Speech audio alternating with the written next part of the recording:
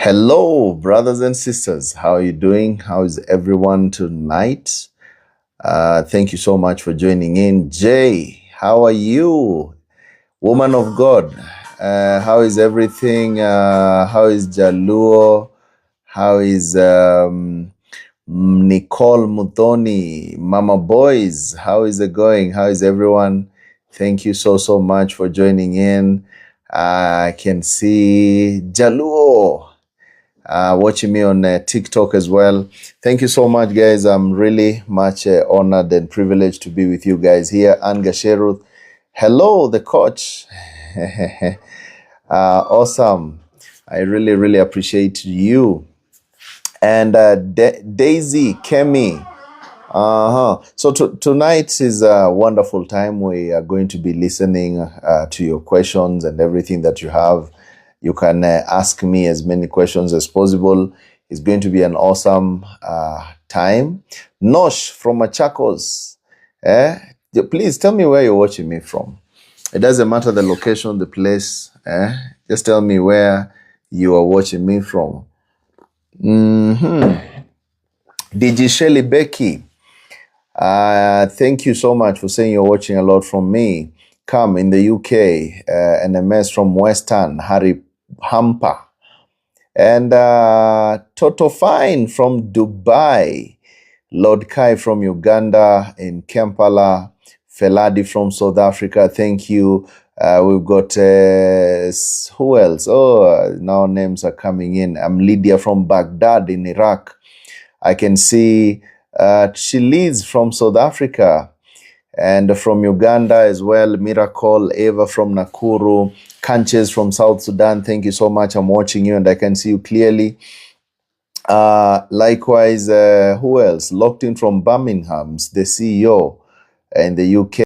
And as well, we have Joyce Mudzanzini. And Wunbin Oracle from Addis Ababa, Betha from Zambia, Prudence from South Africa, Itipet from Kajiado. Good news. Joyce from Nairobi, Promise from South Africa, Shiro Mbati. Those who are asking what's the topic tonight, if you want to know what we're talking about, tonight is a time that I'm going to be answering questions. Whatever question that you have about relationship, about business, about spirituality, mindset, I'm going to be here for you to answer every question that you want to ask me. It's a very relaxed day.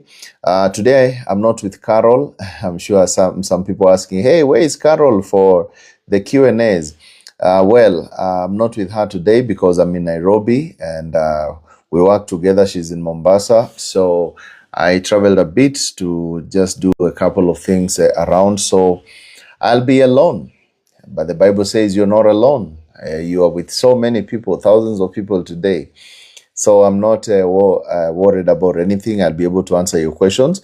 But of course, I know the questions, I'll read them in real time. So make sure that if I don't read your question, you can just rewrite it again. I don't have my assistants to help me out on this, but I'll definitely see. And it's going to be awesome.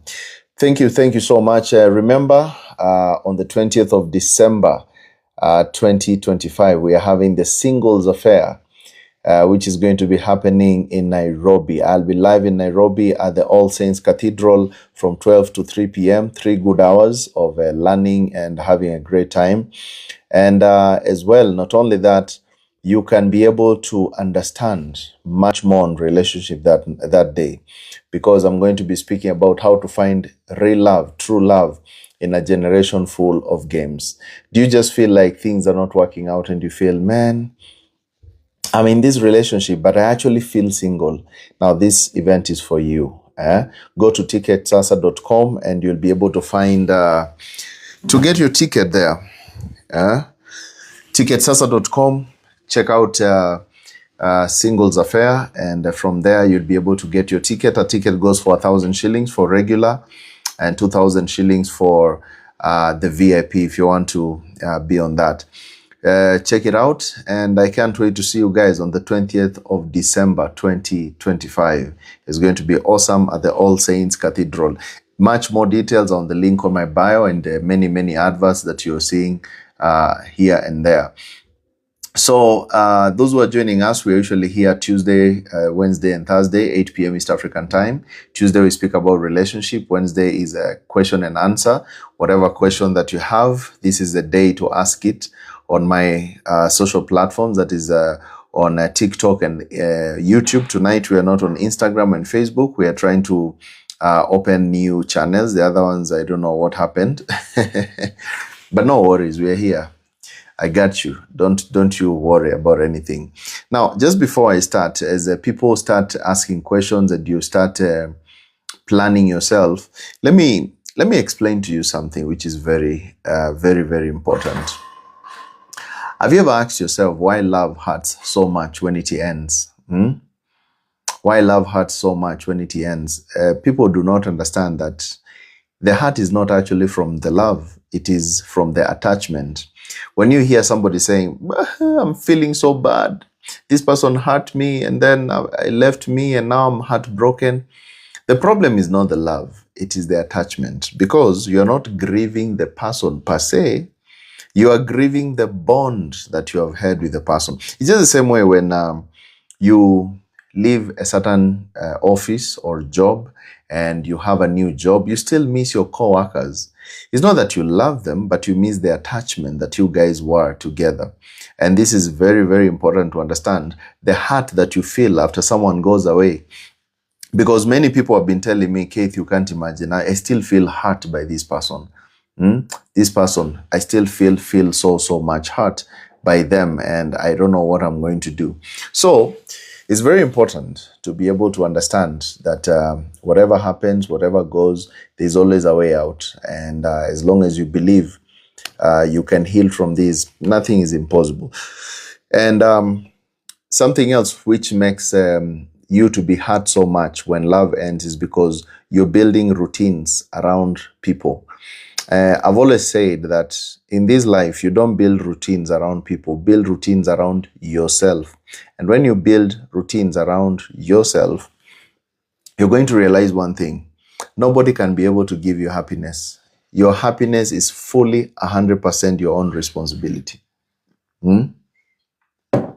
How you feel, it's all your responsibility. If you feel bad, it's your responsibility. If you feel nice, is your responsibility. It's very important for you guys to understand this, because most people sit down thinking that somebody else is responsible for my happiness. And this is very important. So now, guys, let me because I don't have much, my assistant is not here, let me start answering a couple of questions so that it can be easy to be able to understand what you guys are saying. So we have, starting number one, we have Grace, who is telling that my guy went silent. He blocked me from WhatsApp, but he keeps viewing my status. And I love him. He went silent, blocked you from WhatsApp, and he keeps viewing your status, and you love him. What is happening in this case? Both of you are playing mind games. You know you love him. He knows he loves you. And this is what we call a battle of ego. And when ego is reigning, one of the problems is that you guys cannot agree on each other. Because wherever there is ego, you people are going to always be fighting each other. You're going to be saying, maybe he's the one who is going to speak to me first. Maybe she's the one who is going to speak to me first. When it's ego, it doesn't always work out. So what do you need to do? You need to face the bull by the horns and tell him, hey, this is the thing. This is how I feel. I still feel something for you, but I know we have this and this difference. Can we be able to balance it out? Let me tell you one thing about men. Men love logical conversations, but when you are emotional, and like I said in so many videos, I say that when a man goes silent, he still loves you. If a man talks to you normally like any other person, he doesn't love you actually. He has already moved on. So when you see your man is silent, he still loves you. When you see your woman is silent, she has moved on. Now it's the opposite. When a man is silent, he's digesting and trying to figure out, how can I be able to balance this when how can I make her happy? How can I make things work out between us? But at that moment, a woman is, all bubbly. Hey, let's talk about noise, noise, noise. When a woman goes silent, she has left that relationship. All right. So this is very, very important to be able to understand. Let me see another question here.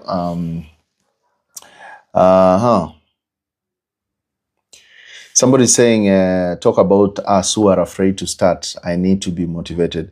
Now, it depends to start what. If he's starting anything, remember, nobody is going to give you any jumping point to start anything which you want. Remember, the Bible says in Deuteronomy 8 verse 18 that it is God who gives us power to make wealth.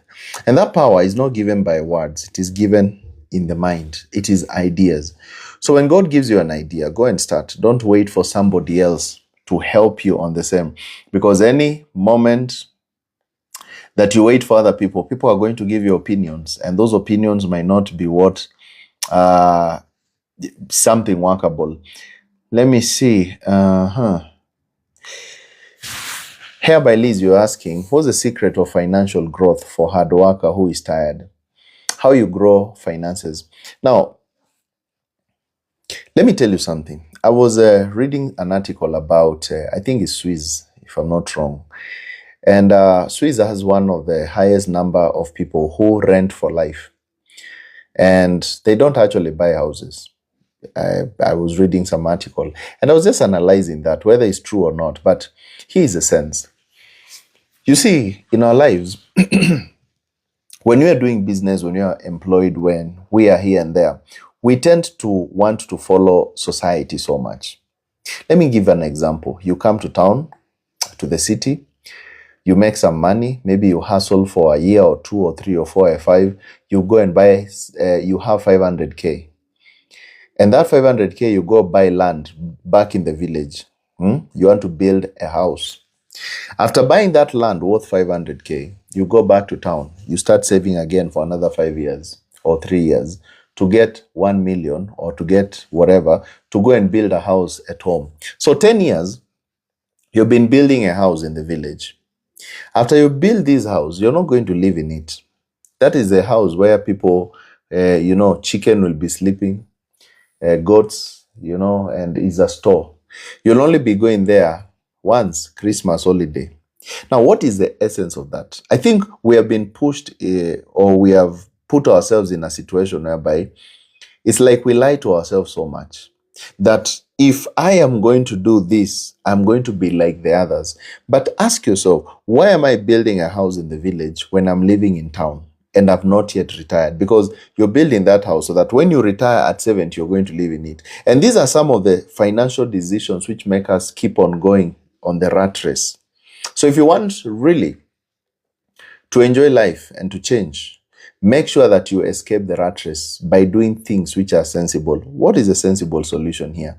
That 500K that you have saved for 5 years, what if you you invest it in some business? That business, within another year, 500K will be giving you probably 50. And from that 50, you'll be making more and more and more. And by the time you say, now I want to retire, you've already built businesses and many other things. Remember, when you retire, nothing actually changes.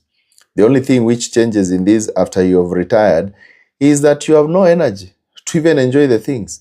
I've seen people who have built castles and big houses back in the village. And the problem is, those houses, they say that when I retire, I'll go and retire there. Here's the problem. You build a 7-bedroom, 3-bedroom, 5-bedroom house. Others, they have upstairs, and the bedroom is upstairs. And you know very well, once you retire, you cannot even go upstairs. That's where the problem is. I don't know who taught us this kind of mindset. You build a house with many bedrooms for each and every child. But at the end of the day, who told you that all your children will remain back home? They also have their lives. So let's be wise. We need to be wise, all right? We need to be wise. Something else here. And that's how you, of course, you build your financial muscles with whatever you have. Let me see something else here. Let me see. Please, you can keep your questions coming in.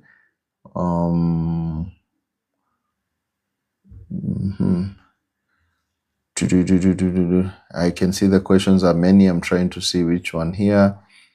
All right. Beth, are you asking, how can one regain the feelings for the husband who has cheated on her? Not once, but many times. How you can regain the feelings? Now, first and foremost, I said that when men cheat, one of the problems is that cheating is brought by how the relationship started. If you started a relationship based on nothing, just based on love and chemistry, and that is what I can call lasty kind of love, because it was all built upon the body. There was nothing to do with the mind and much more.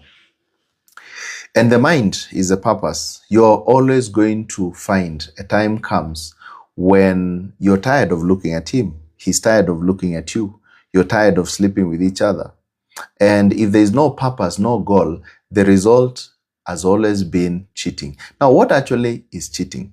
Cheating is, for men, they are tired of looking at the same person and having the same emotions, which don't have another purpose, another thing inside. And there is no more deeper connection. So this man, when he cheats, he's going to look for someone else who is going to give them extra feelings or a different kind of look. A woman, when she cheats, she's looking for another man who can bring another angle of provision. Probably the man is no longer mysterious. He's no longer the kind of person that she loved before. All right. And things like that. So there is a high possibility that a woman will cheat, trying to look for that extra excitement. A man is also looking for excitement in his own angle.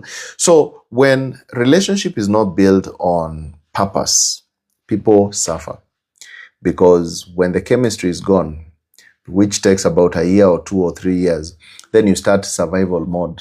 And when you enter into survival mode, it's going to be very difficult for you guys.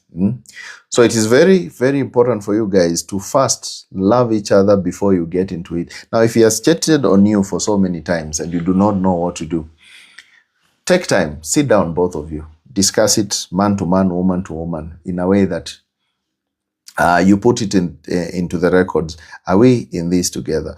How can we be able to repair the broken side? The problem with people talking together is that you use whatever they have said to you as a punishment. Every day you are reminding them, oh, this is the reason. But if two people who have been in love, they decide it is us against the problem.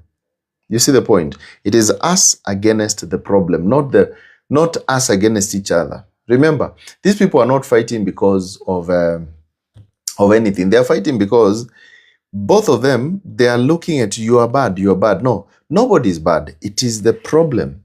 I remember when my mother used to beat us when we were young. She used to tell us, I'm not beating you, I'm beating the problem. What am I caning? The problem. And I think we need to have that kind of mentality. When you have that kind of mentality, we will be able to know what is right. And we'll be able to come up with so many solutions and sort out ourselves. And we'll be happy, at least.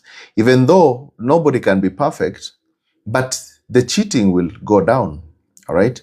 If he doesn't want to talk, like somebody here is saying, if he doesn't want to talk, here's the thing. Probably he's already moved on with his life. All you need to do is do what we call detachment. The power of detachment is very important.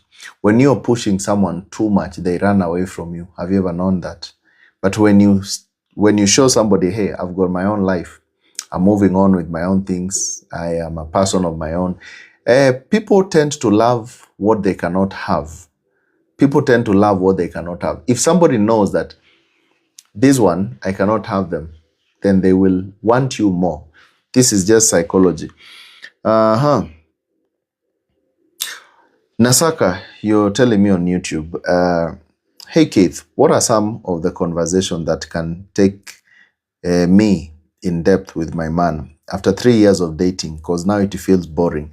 Now, you're saying that You have dated for 3 years, but then you kind of feel now the old relationship is boring. This is exactly what I was talking about. I was saying that you need to understand one specific thing. For a relationship to stop being boring, you have to be free with each other. The reason why the relationship is boring is because both of you, you are hiding something from each other. And the thing that you're hiding is, I cannot tell him this, lest he behaves this way. And she's thinking, I cannot tell her this. It's both of you are hiding some things. Think about when you're with your best friend. You are free to speak anything. You're free to speak anything. You're free to do anything that you want. And your friend will not judge you. Friendship is the base of every relationship. Relationships which have no base, they always fail. All right?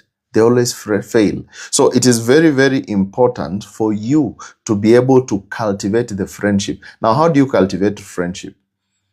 You cultivate friendship by avoiding what we call continuous accusations. Because the more you accuse someone, the more the friendship dies.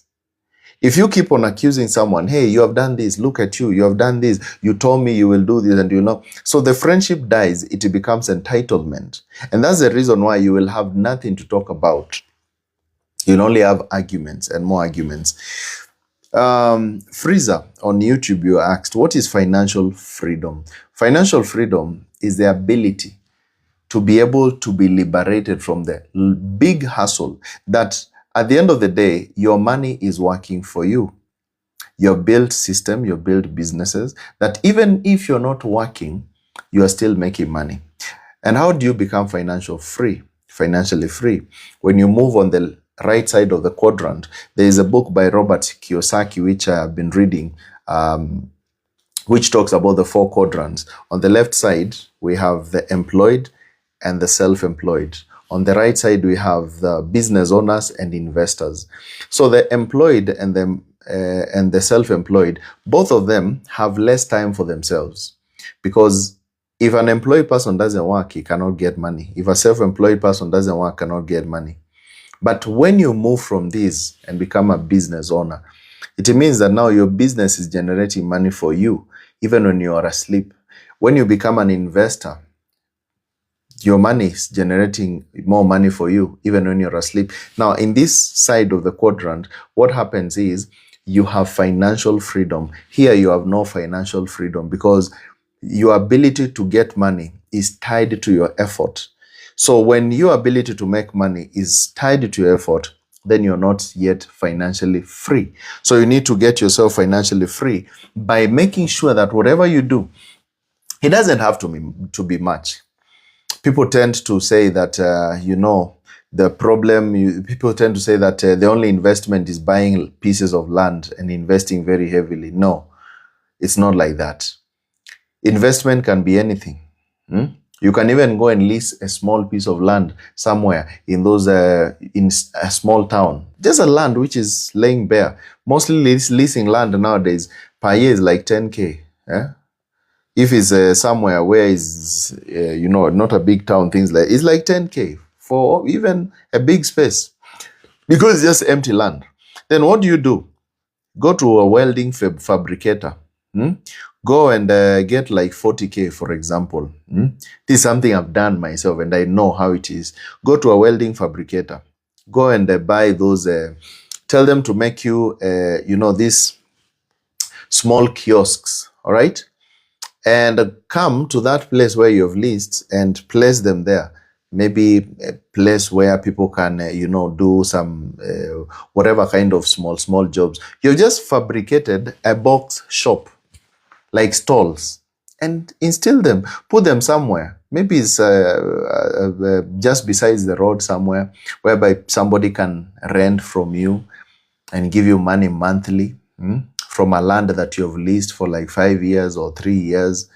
And you've just fabricated. It's 40K, 30K. Go and make some kiosk or something. And right there, for rent, you are now already an investor. Your money is working for you. You see? Your money is working for you. People save a lot of money. You save 300K. You save this and this amount of money, and you take all that money and you go and buy some land, which you will never live in it for a long period of time. That's wastage of resources. Go and make sure that the money that you make gives you more money now. Forget too much about the future. Nobody knows about the future. Focus on now. now. Okay? Let me see another question here. I'm trying to see the ones which have already gone behind. Let me see. He asked me for forgiveness. What should I do after being emotionally detached for 2 months? Maki, you've been detached for 2 months emotionally, and then finally asks you for forgiveness. Now, understand one thing. It is easier for a woman to go back into a relationship than it is for a man. Here's the thing. Men love from decision.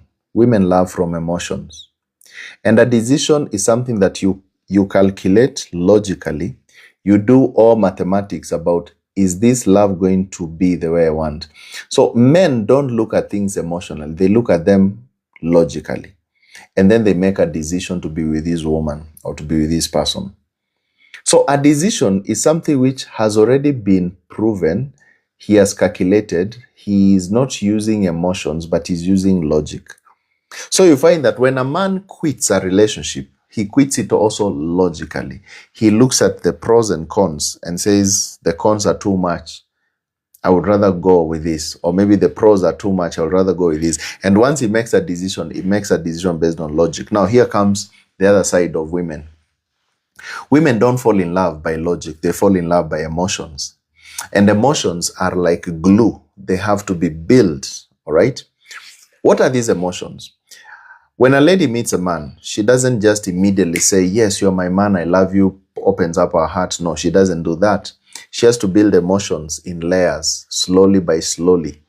And when she's building these emotions, what actually happens is, the way the man treats her, she feels, okay, he's treated me well. And because he's treated me well, I think I have understood the side of him treating me. He has given me a provision. That's another layer of emotion. He's been there for me when I needed him. He's taking care of, my welfare. Probably if a lady has a child, he's taking care of my child. He takes me to nice restaurant. Now, what she's doing, she's building emotions. So with this building of emotions, the only thing is that after building emotions, a woman is able to do what? She's able to say, now I think I love this man. Then she starts opening up. That's how women fall in love. So now, when you have been, like you've told me, that he's asked for forgiveness after you have emotionally detached for 2 months, understand, if he's asking for forgiveness, you need to ask yourself, has he changed? Because if he has not changed, then I wouldn't advise you to go there. But if you see he has changed, for women, it is easy to build emotions because it will come with time. As the time goes by, you are learning him before you actually open up. Men, if it is a man, he'll have to go immediately by decision. For you, you'll have to build a layer and a layer and a layer of emotion. And finally, you are in or you are out if it doesn't work out. So for this, I will tell you, give it a try. Give yourself a longer moment of building emotions. See, how does it treat you? How does it talk to you? Has it really changed? Do the behavior still go over and over? Can I be able to trust him again? And voila, it is all up to you.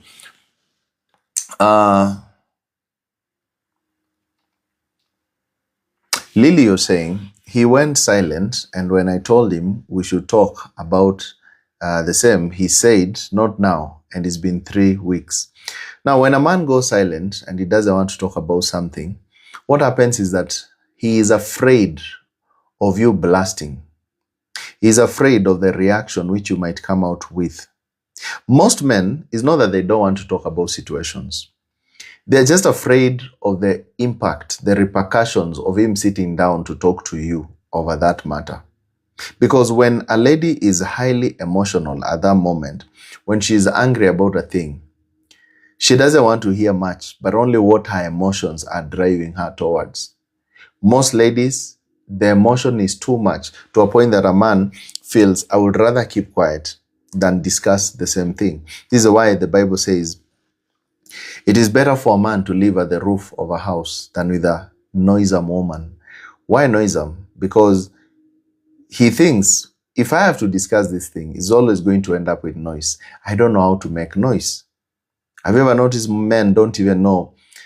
Even when you come and congratulate him over something that he has done for you, he'll just say, hey, thank you, thank you.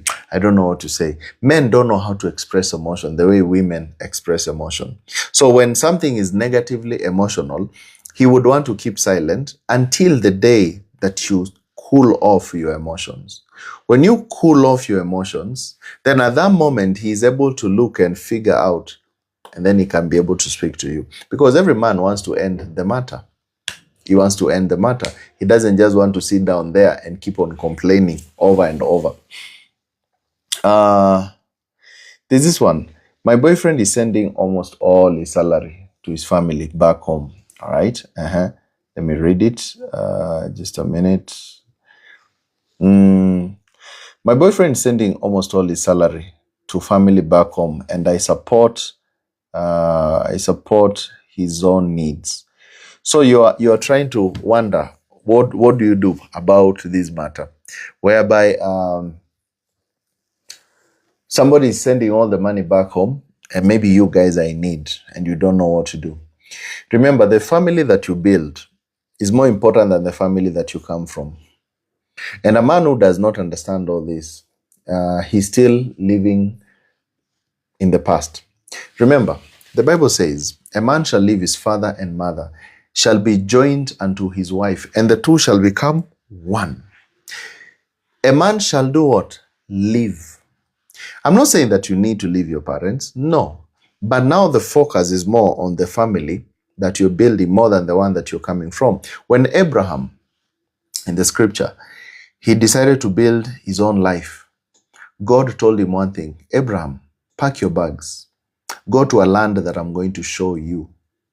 When he was leaving, he left Ur of the Chaldeans, where his father was and his family members and all that. And he moved with Sarah, and they went to establish themselves in another area. What is that? Decision. If a man is not able to move his mind from the past where he grew up, he can never be a man. It's not about just giving money, but he has to understand that I'm building a future. Here is a paradox. In most African families, the reason you hear generational curses, oh, our family has never been able to move forward, it is because of this one specific thing. Let's assume your grandfather, he never hustled well. He didn't do anything major with his life. And here comes your father.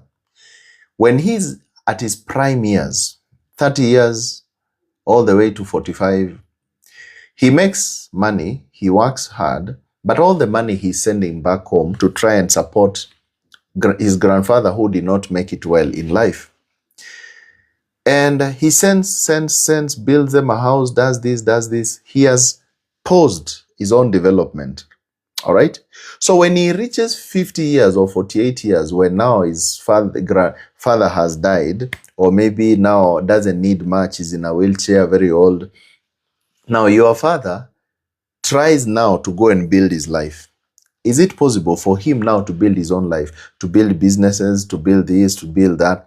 So what is going to happen to your father after he has done all that to his father, which is your grandfather, is that he is now going to put the pressure on you to take care of him.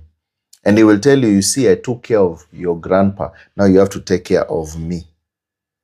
And then now you are going to pick all your monies and everything that you have and push as much as you can to do what?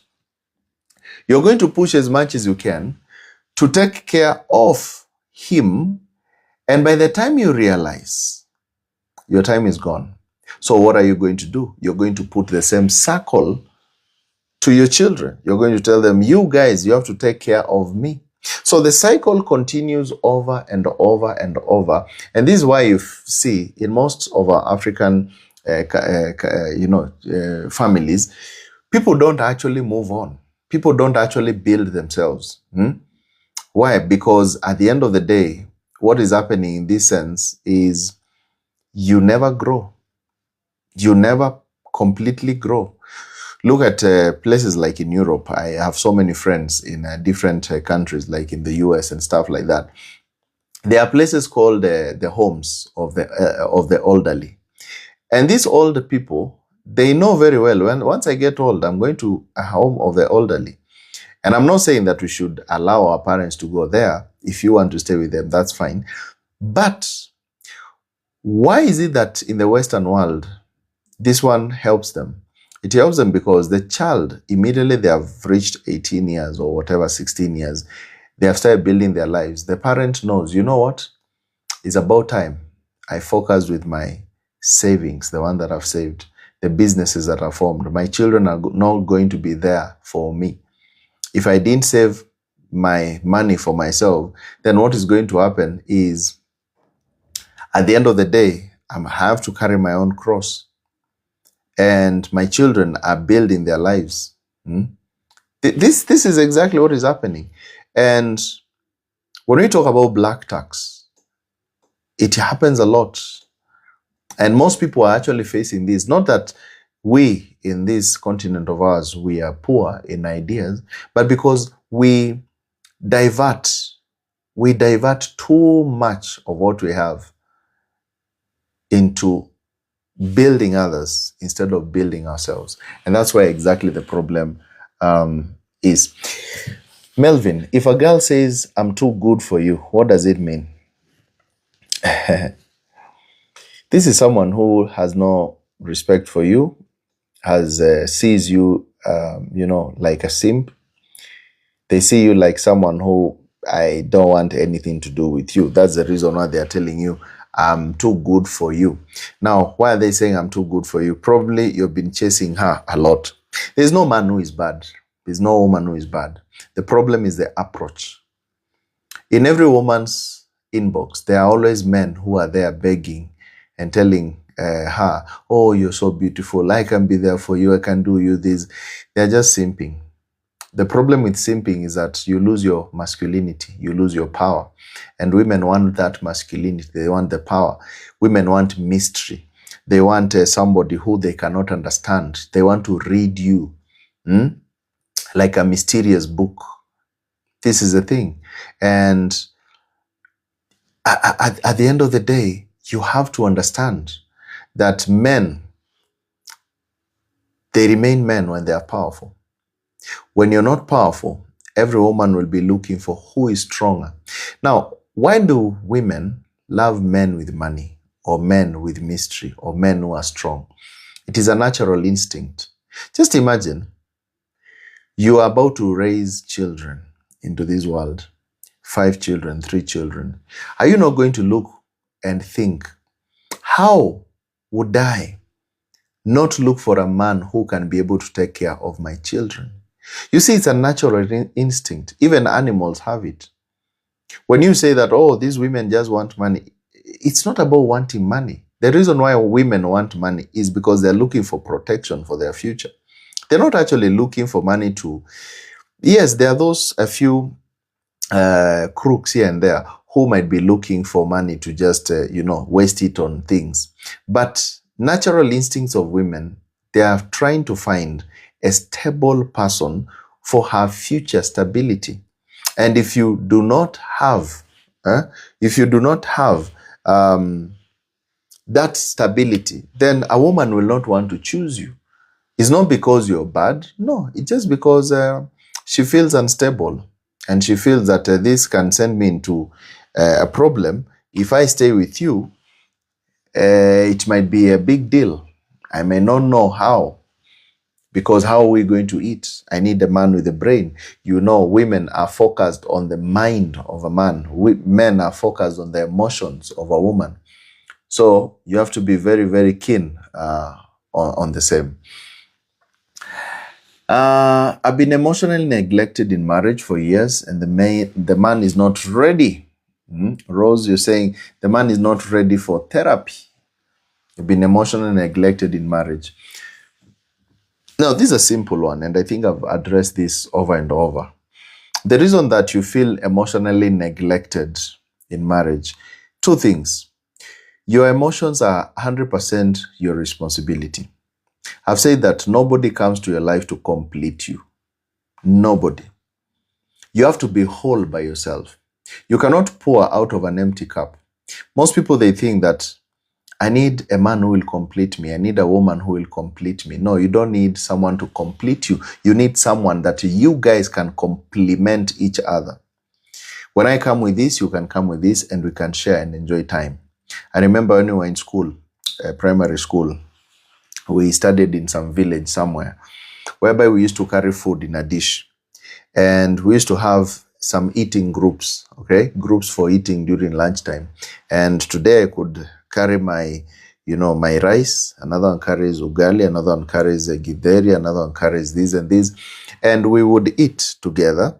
We complement each other. Tomorrow, I'll carry the bad dish. You carry the good dish. You have some chicken. Today, I have some, those just maize and beans that everybody hated during those days. But because we ate yesterday my rice, tomorrow I will eat your rice and whatever. So this is called complementing each other. Complementing each other. A relationship is the same way. You have to complement each other. What do you bring to the table? And when you find that my man is emotionally detached, from me, and I feel alone and silent, you need to ask yourself, when I started the relationship, was it based on purpose? If it was based on purpose, tick. Second, if it was based on purpose, we were all going the same way. Where did the rubber meet the road? Did anything change along the relationship? Number one, what changes? Control. If you get to a point whereby both of you are controlling each other, emotions fade. And what is control? Constant complaints over everything. Pegs are falling down, you're complaining. This has gone, you're complaining. Now, when the complaints come, they become a form of control and manipulation, and emotions go down. Thirdly, taking advantage of each other for personal gain. He might do the same, you might do the same. Ask yourself, who took advantage of each other? Fourth, body changes, life changes, money changes, and you guys don't address it in a mature way. A man can lose his money. Businesses close down. And remember, that is the power of a man, inability to provide. So when the ability of this man to provide goes down, you might look down upon him. You might say, oh, you're not the man that I met. And this pressure might make the relationship feel cold. On the other end, a woman can get children. Her body changes, so many things changes. And the man can complain, oh, I don't feel the way I used to feel, maybe you're a bit different the way you look. And if he is a complainer, then also emotions are going to fade. So it's both ways. Both ways can happen. So these are things which can make your relationship get to be boring. And you find that one person is not happy with the other and things like that. So what you need to do is you need to sit down, ask yourselves, where did it all start going wrong? And the most important thing is, if it has gone wrong in this way and that way and that way, you need to ask yourselves, is it us who are the problems, or is the problem which is the problem? Remember, I've told you, there is no person who is bad. It is just situations. So you should be you two against the problem. When you become you two against the problem, you're going to win in this. If you become, if you become both of you, you're arguing a lot against each other, you're not going to deal with this. So go down into the problem. Look at it. See from where did it begin. And trust you me, you're going to win in the same.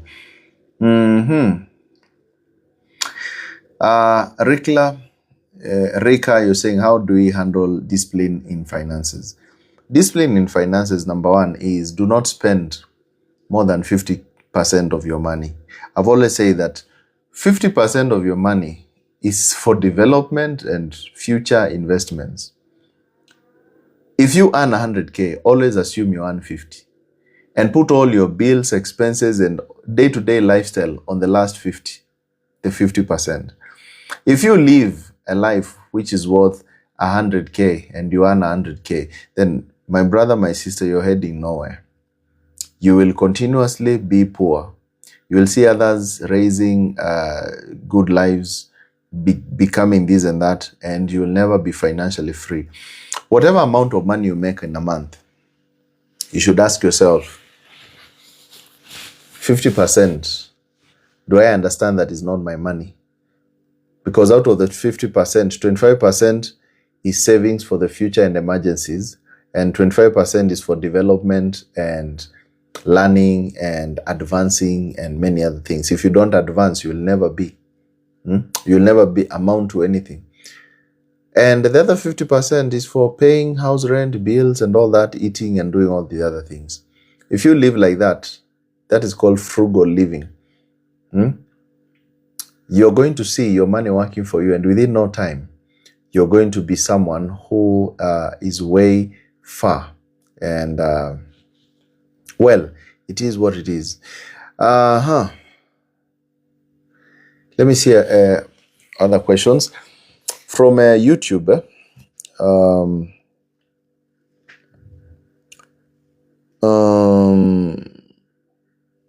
Mutuma, you're saying, Jairus, my mom hindered me from marrying a woman who is not educated. Was she right? No, she was not right. Because love is something between two people. Nobody can actually tell you what you desire. Every desire is inbuilt. Love is in the eyes of the beholder. And beholder means, to behold, it means to see from the physical and the spiritual and the emotional. That is to behold. Love is in the eyes of the beholder. I can behold their mind, their emotion, and their physical side. When somebody tells you this is a person for you, they do not understand you, because it is you who knows what you want. And life is not just built on money, it's built on many things. Money is just part of it, it's not the means to the end. Success is not always about careers. It's not always about this one has achieved this degree or that degree. You can be very successful with all papers that the world can offer, but you'll be miserable in life. So in this, if your mother was hindering you from marrying this lady on the basis of morality or some trouble, or, you know, that could be understandable. But because of education, that's not worth it, because it depends with you and how you feel. But of course, I'm not saying that you should always look for that person who has their life not put together. You need also to be very keen on purpose. She may not be educated, but she's smart upstairs. It's someone who is on your level. Remember, the key thing here is always to have someone who you are matching in terms of mind. There are people I've seen who have not gone to school, but they are very smart. They are making a lot of money. Their lives are doing very well. It's not always about the purpose. It can be something else, right? Mwari Wanjoroge. Once I had a man, all of a sudden he went silent. He went silent and blocked me without arguing. Now I'm depressed. What do I do? He went silent, blocked me without arguing. Several things. That relationship was built on a lie. Either his lie, he was lying about what he has, he was lying about his lifestyle, or probably you are lying about who you are. You see, when you lie, that relationship always ends up in the bushes. Because lies, every relationship which is real is built on truth.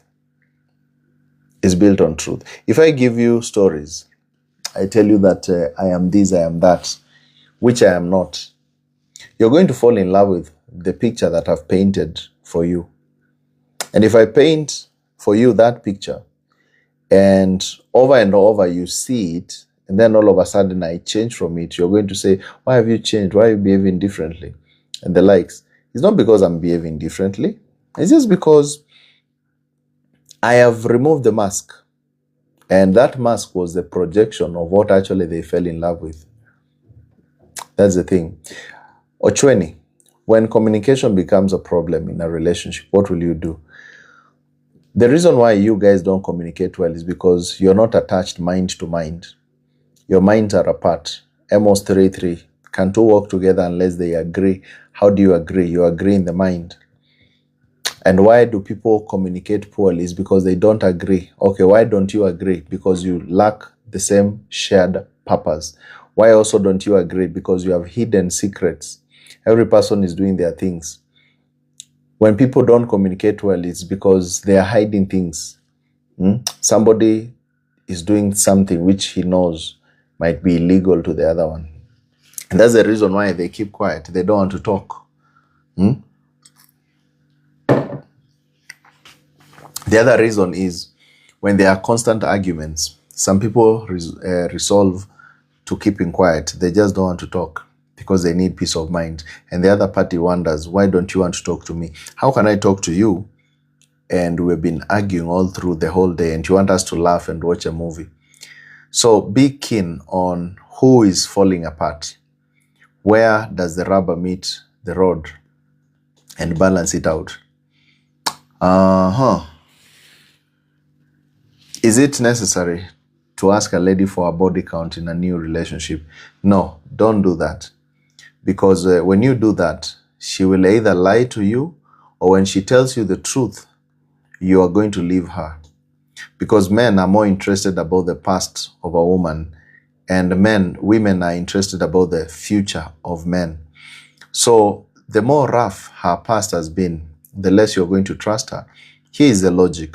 You're going to look at it. If she tells you, hey, I've had a very high body count when I was, in my years, you're more likely to look at her as loose, weak, and things like that. And you're going to ask yourself, if others were getting it for free, why am I paying the full price?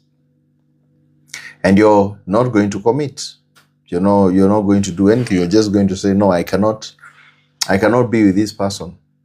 And each and every escapade that she tells you is going to hurt you. Why? Because men are more focused on those emotions. And if the emotion is low, the more, I would say like this, the more innocent a woman is when it comes to her morality and her emotions, the higher the value she's got. The more innocent she is, the higher the value. Because it means she doesn't have a lot of trauma. You're not dealing with too many minds of so many men. And men look at it like that because they want someone who is pure. Someone that I won't have to share a lot of trauma, because every man that a woman sleeps with, a part of the man's DNA is left in her body, and it's scientific. Go and research. And even children that she bears later in the years will have some character traits of each and every man that she's been with.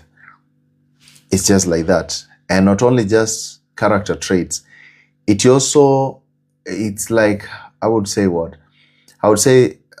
every person you've been with in the past, you have a part of them within you. You're carrying some trauma from them. If this was a drunkard, there's just a side. If he was an abuser, there's just a side of that in you. So because men focus on the emotions of a woman, the past is very important for them because it's about how they feel. You see, a woman is about how he provides. For a man is how will I feel when I'm with you. And if you've been making other people feel good, all of them at the same time, why should I commit? So it's very good to have that innocence. All right. Malkia, you're asking, what about a man? About a man who always tells you that he's busy and hides everything from you.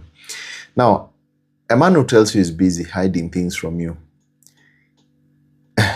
several things. He can hide things on the aspect of mystery, But also he can hide things because he doesn't see you worth to listen or to hear. Maybe if you use the information that he gives you to manipulate him, he will not tell you. All right? If you use the information that he tells you to manipulate him, he might not want to tell you anything. But if also maybe he is hiding it on the aspect of he wants to be mysterious. Remember, men, their mystery is their power. If a man tells you how much he earns all the time, you will not look at him the same way. You'll be looking at him on the basis of, I know what you make. And anytime you see another powerful man out there, you're always going to be wanting to see and compare notes. Could he be better? And things like that. Shirley, he came back after no contact and there is no sign of growth. Still blames me. What do you think? Maybe what do you think of that? He came back after no contact. There's no sign of growth. Here's the thing. If somebody comes back to you into a relationship, you guys parted ways, but then they have come back. Several things you should look at. That relationship should never go back to exactly the way it was. If you go back to that relationship in the same old way, it's going to end again in the same old way. But when you get back together in a new formula, new way, what you need to do is this one specific thing. Sit down and rearrange the way you guys were living. Some of the things that you did not talk, do, discuss, and so forth, put them in the table, clean, and say, you know what? We have a new way of living now. We are different now. Let's change ourselves. Be truthful as much as possible. The more you are truthful, the new relationship will last because it will be based on this new script. Remember, the other one was built on another script, another constitution, which faded. Love is just like a constitution. Yeah? The old constitution faded. It did not work. It brought chaos. Now launch a new one, and that love is going to work. Jairus, if you're a breadwinner in a family, how do you do to overcome over dependency by the family members? You're the breadwinner. Everybody depends on you. You don't know what to do, where to start. Things are really tough. And you're asking yourself, by the way, everybody looks upon me. Here's my solution for you. Listen to this. If today you died, help will come from elsewhere. They will still eat breakfast, lunch, and dinner. Don't think that if you die today, they will die with you. No. Nobody will throw himself to that, that hole and be buried with you. No. They will still live. Help will come from elsewhere. Now, what does this tell you? You're not responsible for anyone's life, but you're responsible to make the world a better place.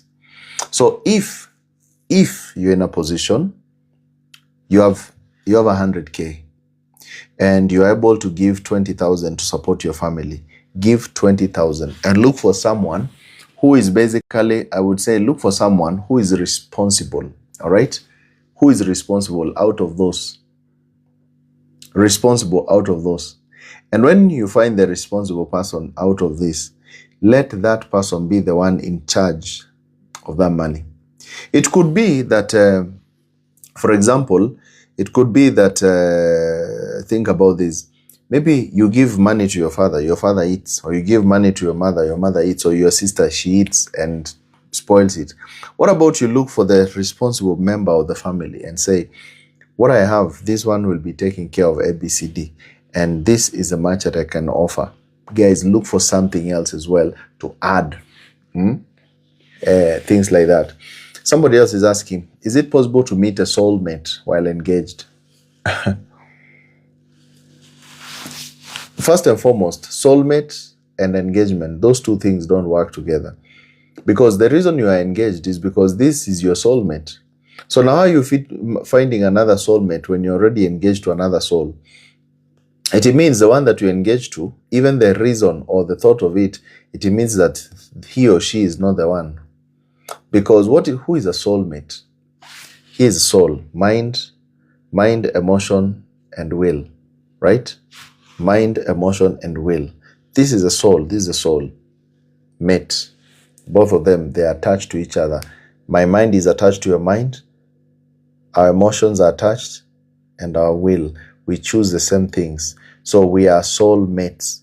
But then there's what we call soul ties. This is your soul, your mind, emotion, and will. They behave differently. You love things in a different way. But then you're tied to this one who behaves in a different way. So this tie is different. There is bumpers because you are just tied. You love doing a certain thing. They love another different thing. You have this kind of emotion. They have different kind of emotion. But you are tied together. Why would you be tied together? You're tied by situations. You're tied by commitments that you've put in together.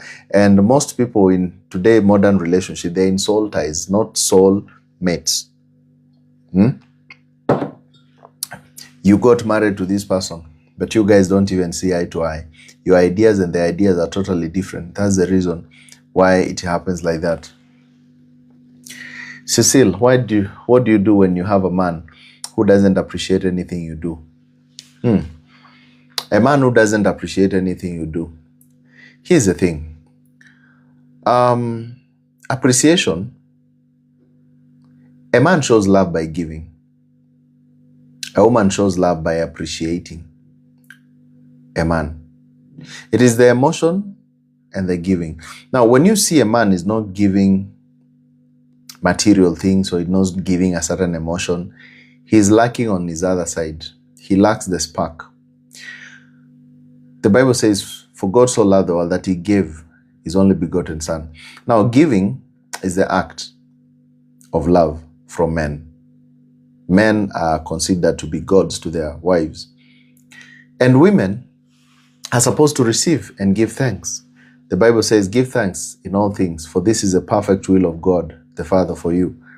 So if you don't give thanks today, tomorrow, the next day after, there's a high possibility this man will not give you again, because the only thing that he desires has not been given unto him. Giving, for you as a woman, you need to ask yourself, do I appreciate the little things? When you appreciate the little things, he's more likely to give you more. All right? You are more likely to give you more.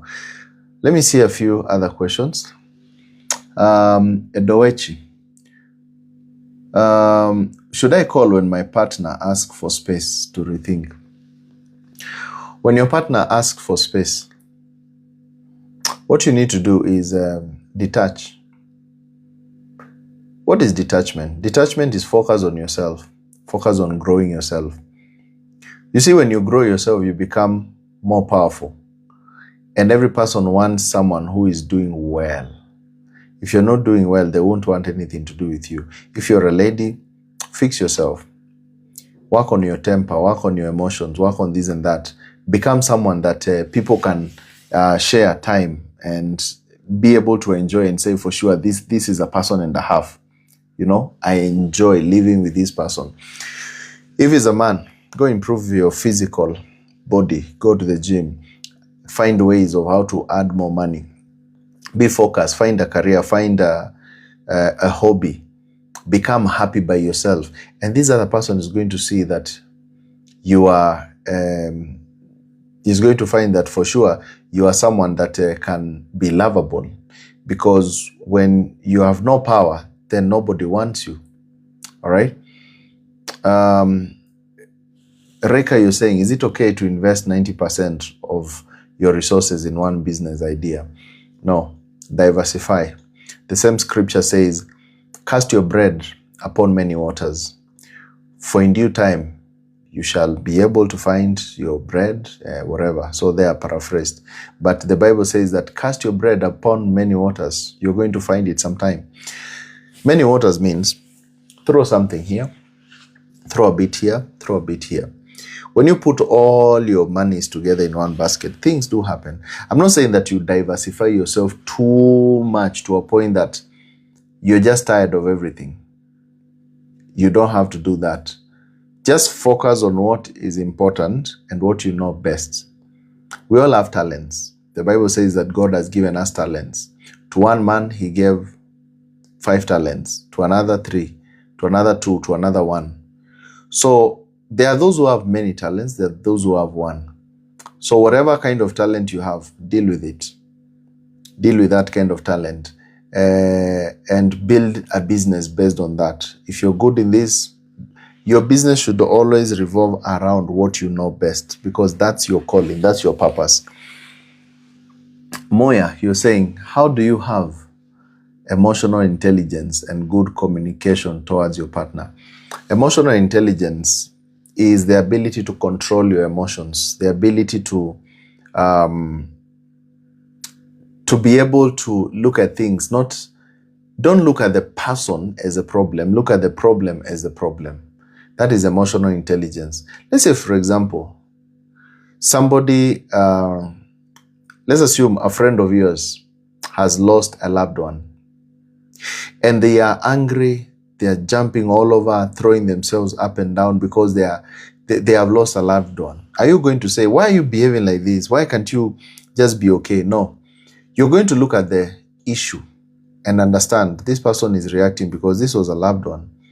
And at this moment, they're going through pain. They're going through a situation. That's emotional intelligence. When you see somebody doing something, don't always look at them as a problem. Look at the problem and ask yourself, could this problem be the cause of why somebody is behaving the way they are behaving? That's emotional intelligence. And when you deal with it like that, then it is easy for you to be able to deal with every situation which comes. And you'll be a good communicator. People are going to love you and they're going to be there for you. All right? Mshosti, you're saying, what can result in a divorce? Is intuition enough? Maybe suspecting cheating. What can result in a divorce? People divorce when their minds are no longer together. Cheating is not something which can cause people to divorce. Why? Because cheating is a result of a situation. When people cheat, the problem is that there is a disconnect somewhere. So the problem is not the cheating. The problem is the disconnect, which causes the cheating. Which causes the cheating. If all of a sudden you see that your house has cracks, those cracks are not the issue. The issue is, where is the weight? Probably there is some water which is leaking at the roof, which has been wetting the house, and now it's cracking. Even if you go and find cement and repair that crack, you repair that crack, you have not solved the main problem.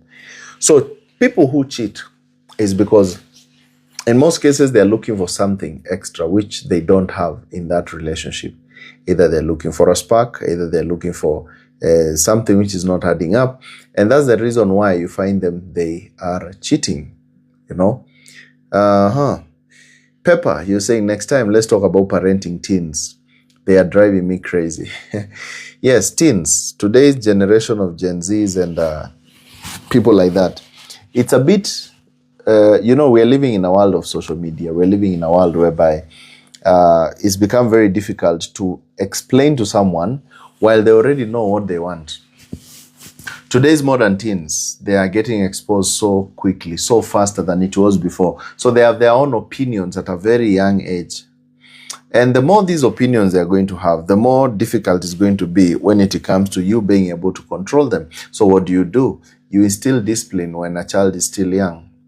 You see, from 0 to 10 years, that's the best time that you instill all sorts of discipline and you prepare them for the future and you tell them this and this situation is going to come. And when you see it, this is how you're going to deal with it. But you see, most parents, during that time, when a child is young, they are busy chasing that child as young as 3 years to go to a daycare, go to a baby school, pre-unit, whatever. You spend very less time with your child. And from there, you send that child to a boarding primary school. And they don't know anything. They don't even interact with you. They don't even understand you. That's the reason why you will be raising a gangster, someone you cannot tell anything. Because if that child is taught by every other person out there, they will never understand what you have heard in your heart. Secondly, when you're too fearful, Children sometimes can be afraid of you, that they'll never tell you anything. When a child comes and opens up to you over something which is so deep, something which is too deep, don't always be quick to argue and to say, why did you do this? Why did you do this? You do one specific thing. Listen to the story and look at the intention behind. Is this child telling you because they need help? Is this child telling you this because they need someone to lean on? It's very important for you to listen as a parent and not argue much. Be a friend to your child. And when you're a friend, they're going to open up on you. And when you see something which is not adding up, when you see something is not adding up, what you do is that you use, small stories to bring out that thing. Tell me, how would you, what makes you happy? What makes you sad? What are your friends? Things like that. And you balance all these things, but don't argue on them. Just tell them the repercussions of A and B and make them your friend. Speak in a way that, a language that they will understand. Trust you me, it's going to be easier for you in this modern society. Let's go to another question. How do you know he's your soulmate? M-A. How do you know he's your soulmate? Soulmate is someone that you align. The soul comprises of the mind, emotion, and willpower. Free will. All right? Mind, emotion, and will. So if both of you are connected in these three things, mind and emotion and will, then you are soulmates. Like, there is no bargain about that. It's a very simple thing to understand. But if you're not connected in mind, you don't think the same way. I'm not saying it should be exact, but you have similar interests. You have similar emotional experiences. Then that is not your whatever. Nkesh, I'm in love with the guy. Can I tell him or wait for him? No, present yourself. What you need to do, as a lady, never go to a man and tell him, hi, I want you to marry me. That's the wrong way of approaching. When you approach a man like that, he will just use you because he will think that you're loose or you're weak. Now, this is what you do. Let's assume you love a certain man, and this man is just your type, completely your type, and you feel like, I cannot lose him. What you do is that you position yourself.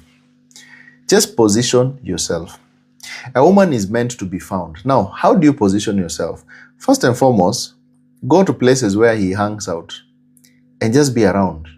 When he talks to you, smile and seem so interested in whatever he's saying. Laugh at his jokes. Compliment him. Tell him this and that. If maybe he's online or something, share what he's talking about. Maybe some people just need appreciation. Men love appreciation so much. It is the core of everything. Just be happy around him. Compliment him. And also know what he likes. Know what he likes. And dress modestly.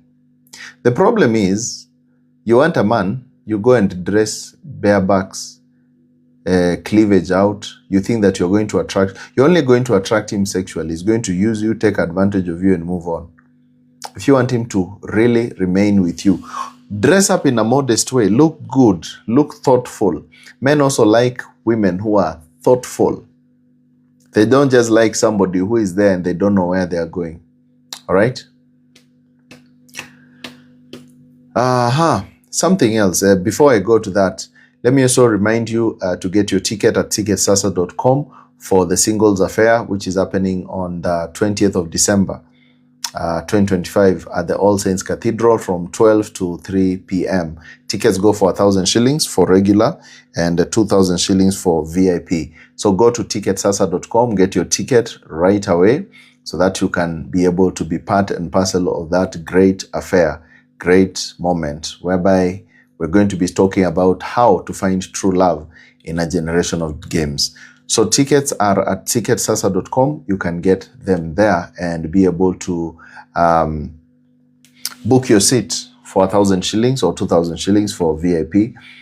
It's called the Singles Affair.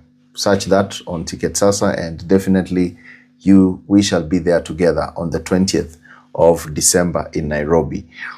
All right, let's continue. Should I call when my partner asks for space to rethink? I think I've spoken about that. Have I spoken about that? So should you call? Now, I would say this. When this happens, just go and build yourself. Don't call. When they have asked for space, give them space. Because when somebody tells you, no, don't call me, I will call you, just relax. Don't force things. The more you force things, the more they are going to hate you. So I think, please just avoid this angle. When she's telling you that don't call me, then just don't call her. Relax. There are thousands and thousands of fish in the sea, bro. Don't die chasing what you think you can have, but you can surely not have. Why do men fumble good women? Effie. Good women, I will say, it depends. It's irrelevant. Now, what do you mean by good women? You see, you can be talking about good women in an aspect of that she looks good, makes money. You know, that's what people think there is good women. But good women is about character. Character is everything. So if you're talking about good women in terms of money and how she is independent, she might be good, but that's not really good. And the problem is, most women who are independent, they are mostly, their behavior is mostly masculine. And the problem is, for a woman to be a go-getter, to be there, she's made her own money, she's living well, she's beautiful. Most women who are go-getters, they tend to have a hard time finding a partner. Why? Because most men are afraid of approaching someone who is strong-willed, especially with that masculine energy. Men love the feminine side, feminine energy more. They like a woman that they can be able to tell, hey, let's go this way. She goes this way. But you see somebody who has built her life, she's in a position whereby she makes the rules. And most men are afraid of that. They don't want to do it. They say, I would rather be with someone that we can discuss this and that and agree than be with someone I'm not able to balance out. Mama Raman, you're asking, is it good to be a business partner with your life partner? I would say like this. Please don't. And if you do, make sure that you put very good boundaries. Because one of the biggest problems in many relationships is the aspect of money.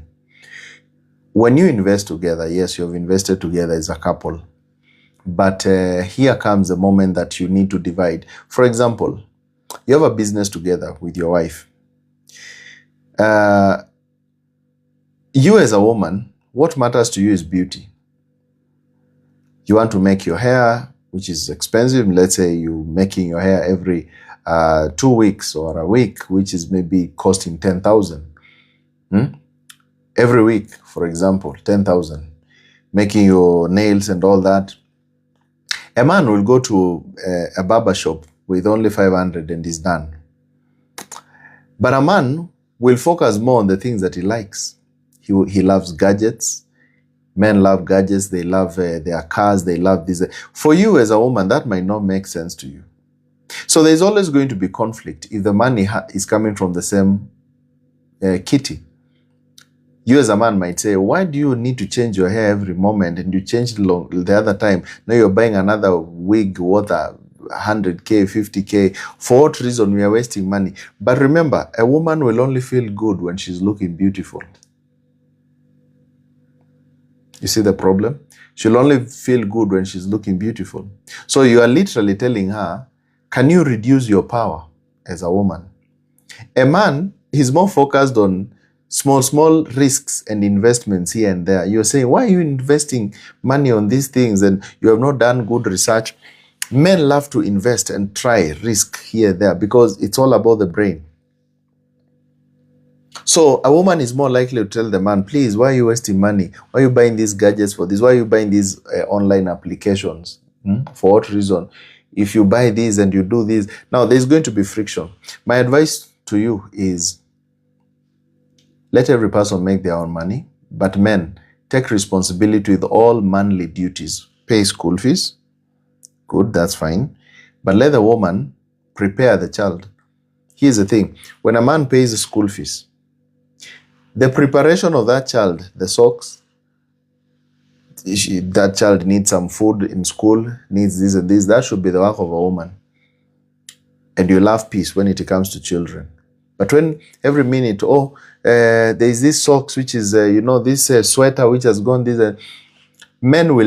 most men tend to feel this is too much. Oh, the uniform, we bought uniform the other day.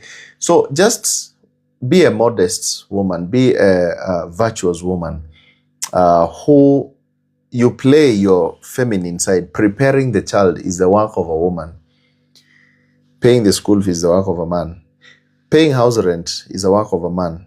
Paying electricity bill, water, that's the work of a man. Buying food, what you're eating, what you're preparing, is the work of a woman. Go buy food. Your money, fix it on the food. Here's the thing. Imagine a man is in a meeting and, hey, Baba so-and-so, we need 2 tomatoes. Can you send 50 shillings for... This man is going to be like, please, just leave me.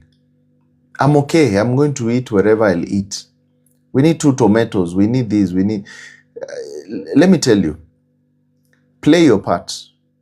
Play your part. As a woman, you have to be a virtuous woman. Look, go and read Proverbs 31 woman. She was not just a woman who was waiting for her man to bring everything. She planted vineyards. She cultivated her land. She made sweaters, clothes, and went and sold them and made money. The fact that a man is a provider doesn't mean that he has to provide on everything. He is providing on things, but remember, the things which are feminine, let the woman do. Just imagine how a man feels, comes back home, he doesn't know what the woman has prepared, finds a very sumptuous meal, which is a surprise for him. He's like, wow, you did this for me? Thank you. But when he knows all the ingredients, you told me you want some half kg of liver, half kg of pork, half kg of... I know what you're going to make. Still my money anyway. Here's the thing. So, let me leave it there.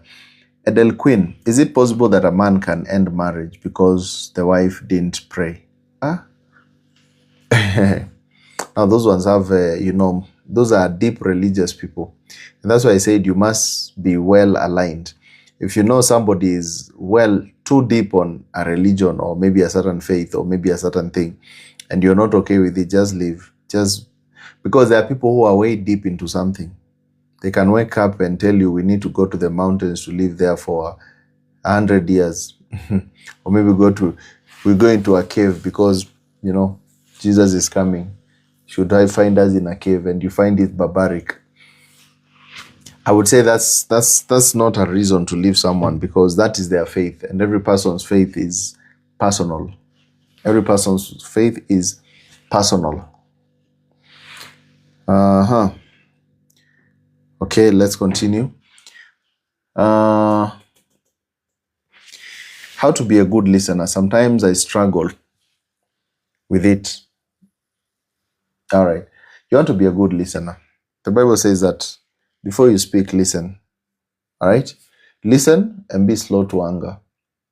The problem with the people who cannot be good listeners, they're always very quick to answer, quick to be angry, even before you know the full story. You're quick to judge. Because why do people judge so quickly? It's because they want to remove the guilt inside them. When Jesus was these guys, they brought a woman to Jesus who was a prostitute. She was caught in the act. And they said, oh, we've caught her right in the act. We want to deal with her. We want to stone her. Master, so what do you have to say? Should we continue? According to the law, it says. And Jesus said, if you have no sin, cast the first stone. What actually he meant is, These people are the ones who are sleeping with her. And now, because they want to remove the guilt, they were very quick to accuse. Hey, we want to deal with her because, you see, we've caught her in the act. Now, when you're not a good listener, it means you're quick to accuse before you even hear the other side of the story.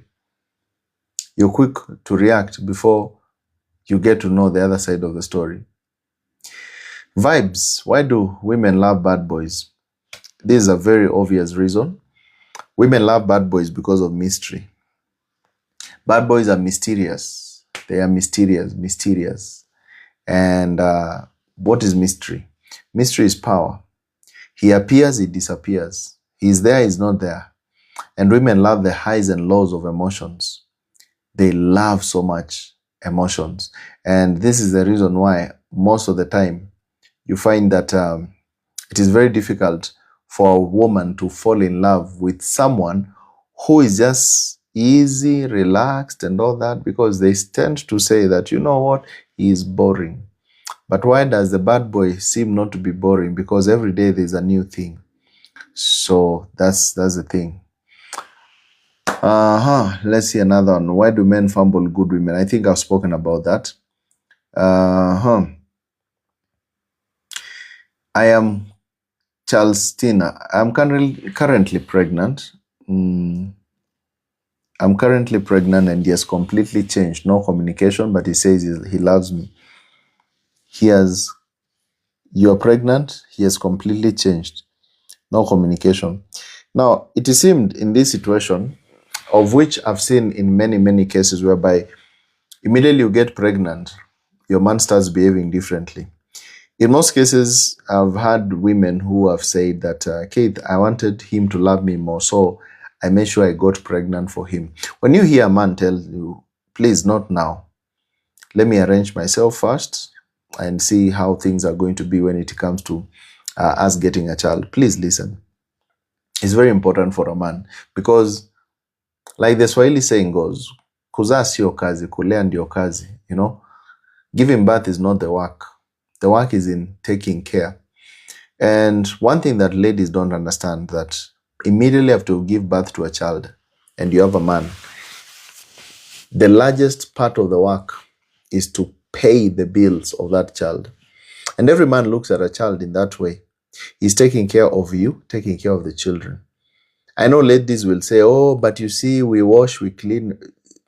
Good. Washing, cleaning is not the major thing, because you have a house girl who cleans, washes, does all the things.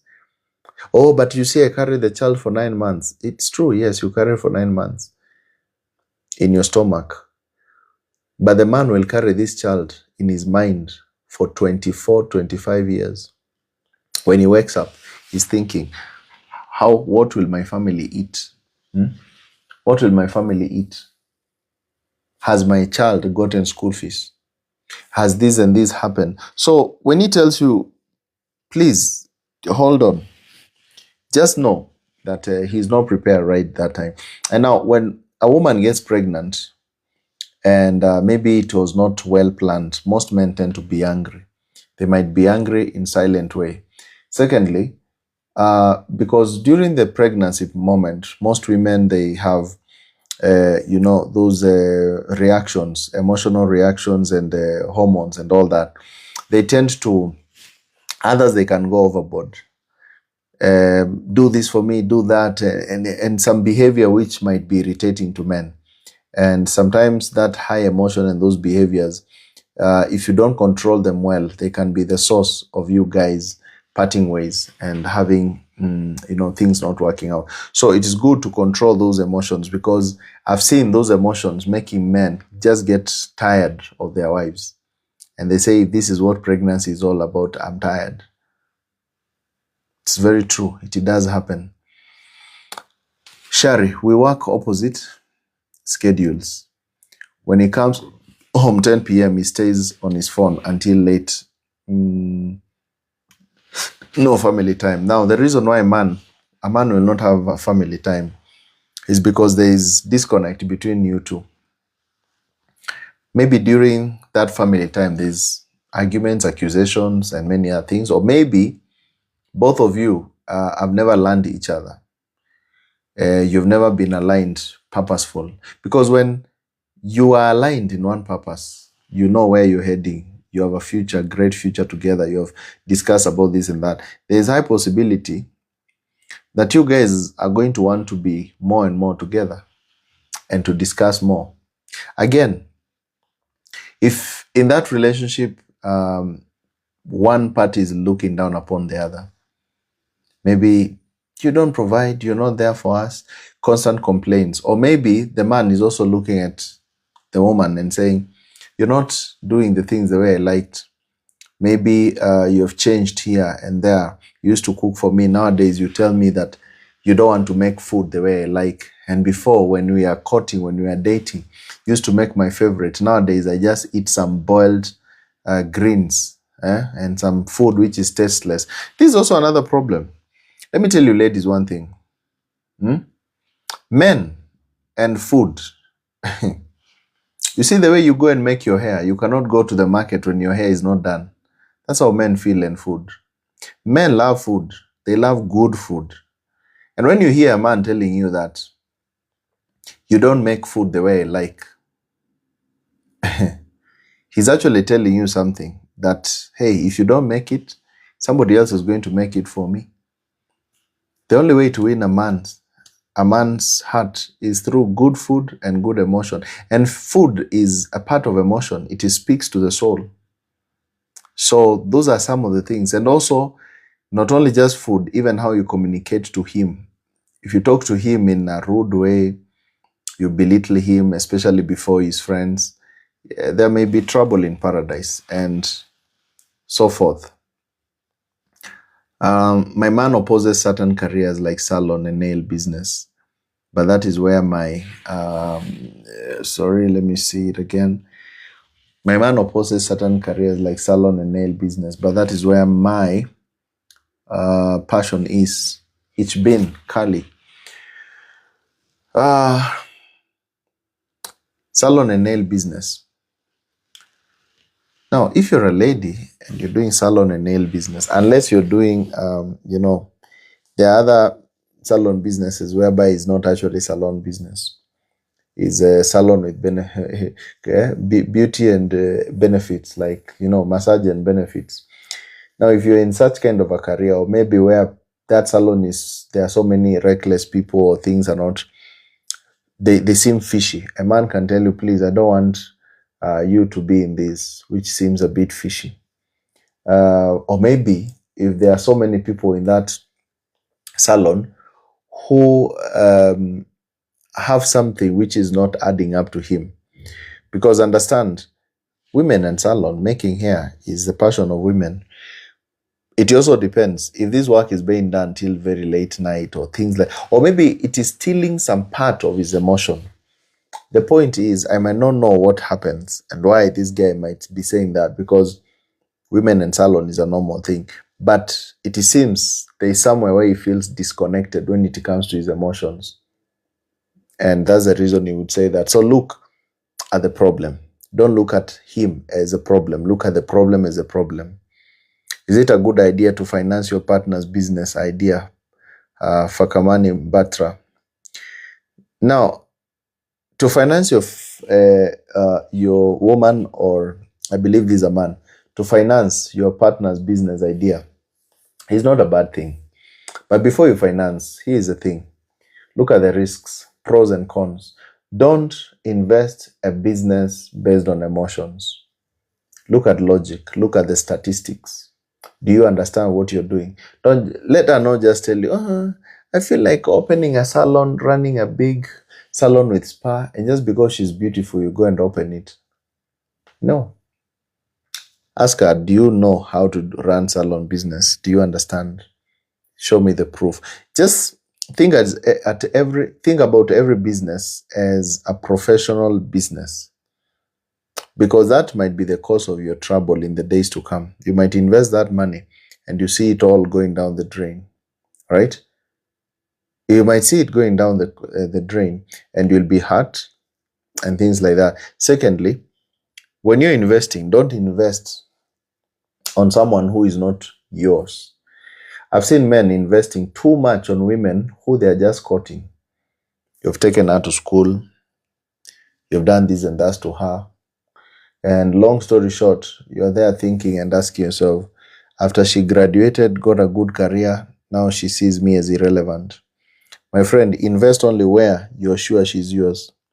If she's not yours, focus. Get yourself busy. Following you says, how do you deal with a partner who makes you feel unwanted? And sometimes the whole world to him. How do you deal with a partner who makes you feel unwanted? And sometimes the whole world. I don't understand what you mean, the whole world. Let me just answer the first part. How do you deal with a partner who makes you feel unwanted? When this partner makes you feel unwanted, it means you guys are disconnected. Your minds are not together. Your emotions are not together.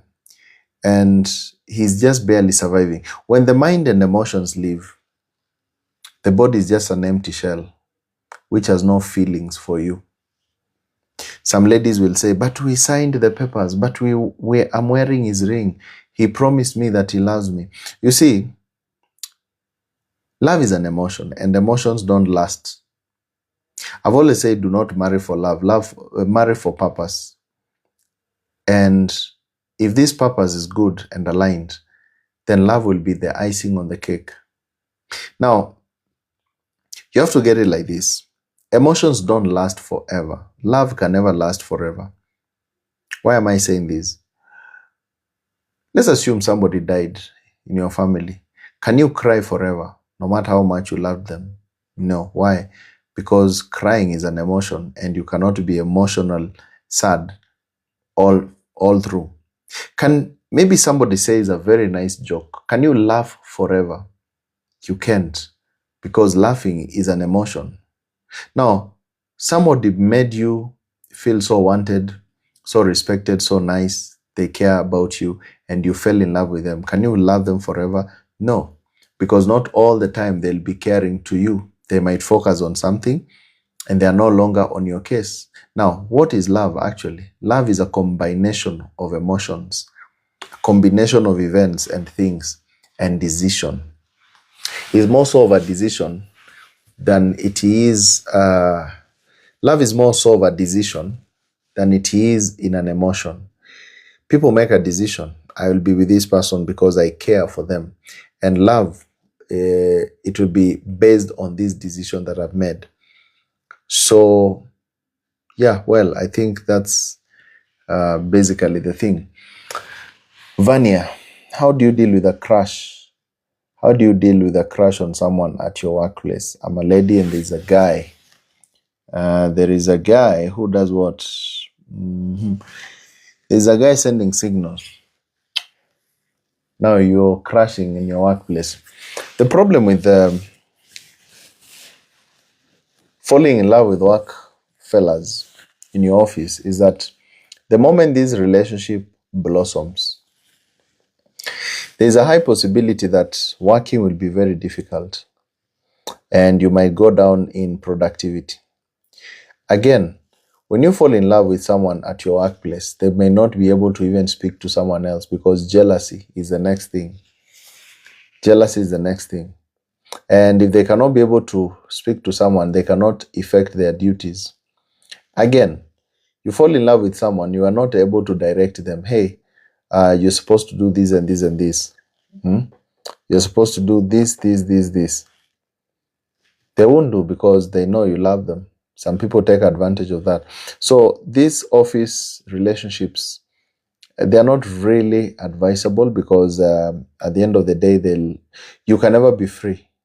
You'll always be a pretender in that office because the other better half is there and the chemistry always tells you to do something different. It's just like when you're joining the military or joining the police force. What do they tell you? You can never fall in love with a policeman, and if you're a policeman, or military and you're why? Because let's assume that is your girlfriend. She's in a position there, and here is an enemy, and there's someone who is more vulnerable, you're most likely to take care of your girlfriend than to take care of the one who is vulnerable. And there'll be bias. Bias is going to be there. So when you fall in love in workplace, there's always going to be biasness. We have Gorbeto Onyango in YouTube. You're saying, what's your opinion on having a shared savings account with your partner? It's not a problem, but this should be a third account, not the first account. You don't get all your money going to your partner's account. It will be chaos, hell on earth. You make money, have your share in terms of your own welfare. Know that if I need to buy a mobile phone, I won't go to ask my wife or my husband. If you need to fix yourself or to do what, you have your own money. Having your own money is a source of power. And then now you can put a shared account based on a shared purpose. Maybe you guys want to buy a family car. You can put the money together. Maybe you want to build something. Maybe you want to take children to school. Or maybe you want to improve your house or something. Like that account, what is the purpose? There must be a purpose. It's not just putting money together because you're couples. I've seen couples who were together and they saved money together. And they divorced. Or maybe they parted ways and one went to another country and the other one went to, and they cannot see eye to eye, and that money till date is still there. And finally what happens? That money will just be taken by the bank. Reason? Because they cannot see eye to eye. So make sure that you have a shared purpose. There is a shared purpose. Shared purpose. Let's see some other questions. Let me see, maybe whoever is on my other end, my moderator, you can pin one question. Oh, good. Let me see. Gloria A, is there love when I'm a lady and I foot every bill, including the children that he brought at home where I rent? You're the one who foots all the bills. Well, now, this is what I would say. The work of a man is to provide. If he's not able to provide for his family, then there's a problem. But it doesn't mean that all the time he's well up. If this is his character, he doesn't want to provide, but he has the money, then there's a problem. But if he's in a situation, financial situation, at that moment, if he's in a financial situation at that moment, then you need to look at him and give him time to be able to fix himself. There's a saying which says that if you want to know your woman, wait until you're broke. If you want to know your man, wait until he makes money. It is very true. Probably when he is down, he doesn't have the money, and you pin him down and show him that, hey, you're useless and all that. It doesn't make sense. All right? It doesn't make sense. So just try as much as you can. Somebody's asking, how do you know that a man is in love with you? How you know a man is in love with you is when he gives. Love is giving. Love is sacrifice. If he doesn't sacrifice his time, energy, and money, he doesn't love you. Time, energy, and money. What is time? He gives you time. He has specific time to give you. Like around his busy schedule, he always finds time for you. That's a man who loves you. Energy. He focuses on making sure that you're okay. He has all his energy on you. What is that energy? It's like he makes sure that you are doing well. Maybe he's teaching you this and that, taking care of you, protecting you, and all that. That's energy. And money, of course, provision. He provides for you, buys you this. He makes sure. That's a man who loves you. That's how you know a man who loves you. How to know a woman who loves you? She respects you. She gives you the right emotion. She is peaceful to you. She respects you. She listens to you. And she appreciates you. A woman who doesn't respect you, she doesn't give you peace, she doesn't appreciate you, and what I've said, she doesn't really love you. When she keeps on telling you that, oh, I'll think about it, when you call her, she doesn't pick. When there is no respect, then that person doesn't love you. Just focus. Just focus. J official. How do you deal with a man who, when there is disagreement, he disappears and reappears after 3 or 4 months? Okay, a man who is disappearing and appearing after 4 months, first, he doesn't love you. I told you, when he doesn't give you energy, time, and money. Time is very important. When he is disappearing for that long, he doesn't see you as important. That guy doesn't love you. He's just there for convenience. He wants to appear when there's convenience. How can you see that a girl is cheating you, Rusere Malvin? Now, how can you see that a girl is cheating on you? A girl who is cheating on you, she'll be extremely secretive and she'll be constantly angry. And men, let me tell you something about women. The funny fact about women is the louder the noise, the bigger the lie. Let's assume she has gone out and she has come back and you have asked her, who is that one telling you if you have arrived, good night and all that? If she's telling you, why are you telling me? And she's mostly giving you, it's called what? You ask her a question, where were you? Then you hear, why are you asking me this? Instead of saying, I was at the shop, I was here. When she answers with another question, she's probably cheating. She's hiding the truth because the truth is straightforward. Secondly, when you ask her about a certain thing and then instead of her answering, she gets quickly offended. That offense is to hide the evidence. And the higher the noise, the bigger the lie. That's what's up. The higher the noise, the louder the noise, the bigger the lie. A woman who is actually, who is offended in a truthful way, you can see the brokenness in her. You can see how she's broken. You can see how she doesn't even know how to raise the voice, because when it is true, she will not make noise. But when she's too much noisy, there's always something wrong in that relationship. There's allegations left, right, and center. And again, how you know that a woman is cheating is an abrupt change of dressing and makeups. All of a sudden, she hasn't been like this for the way you have known her. And all of a sudden, she's dressing to kill. Dressing too much, doing this. This one means that there's somewhere where she's now focusing. There's some emotion, somewhere where she's sending some emotions.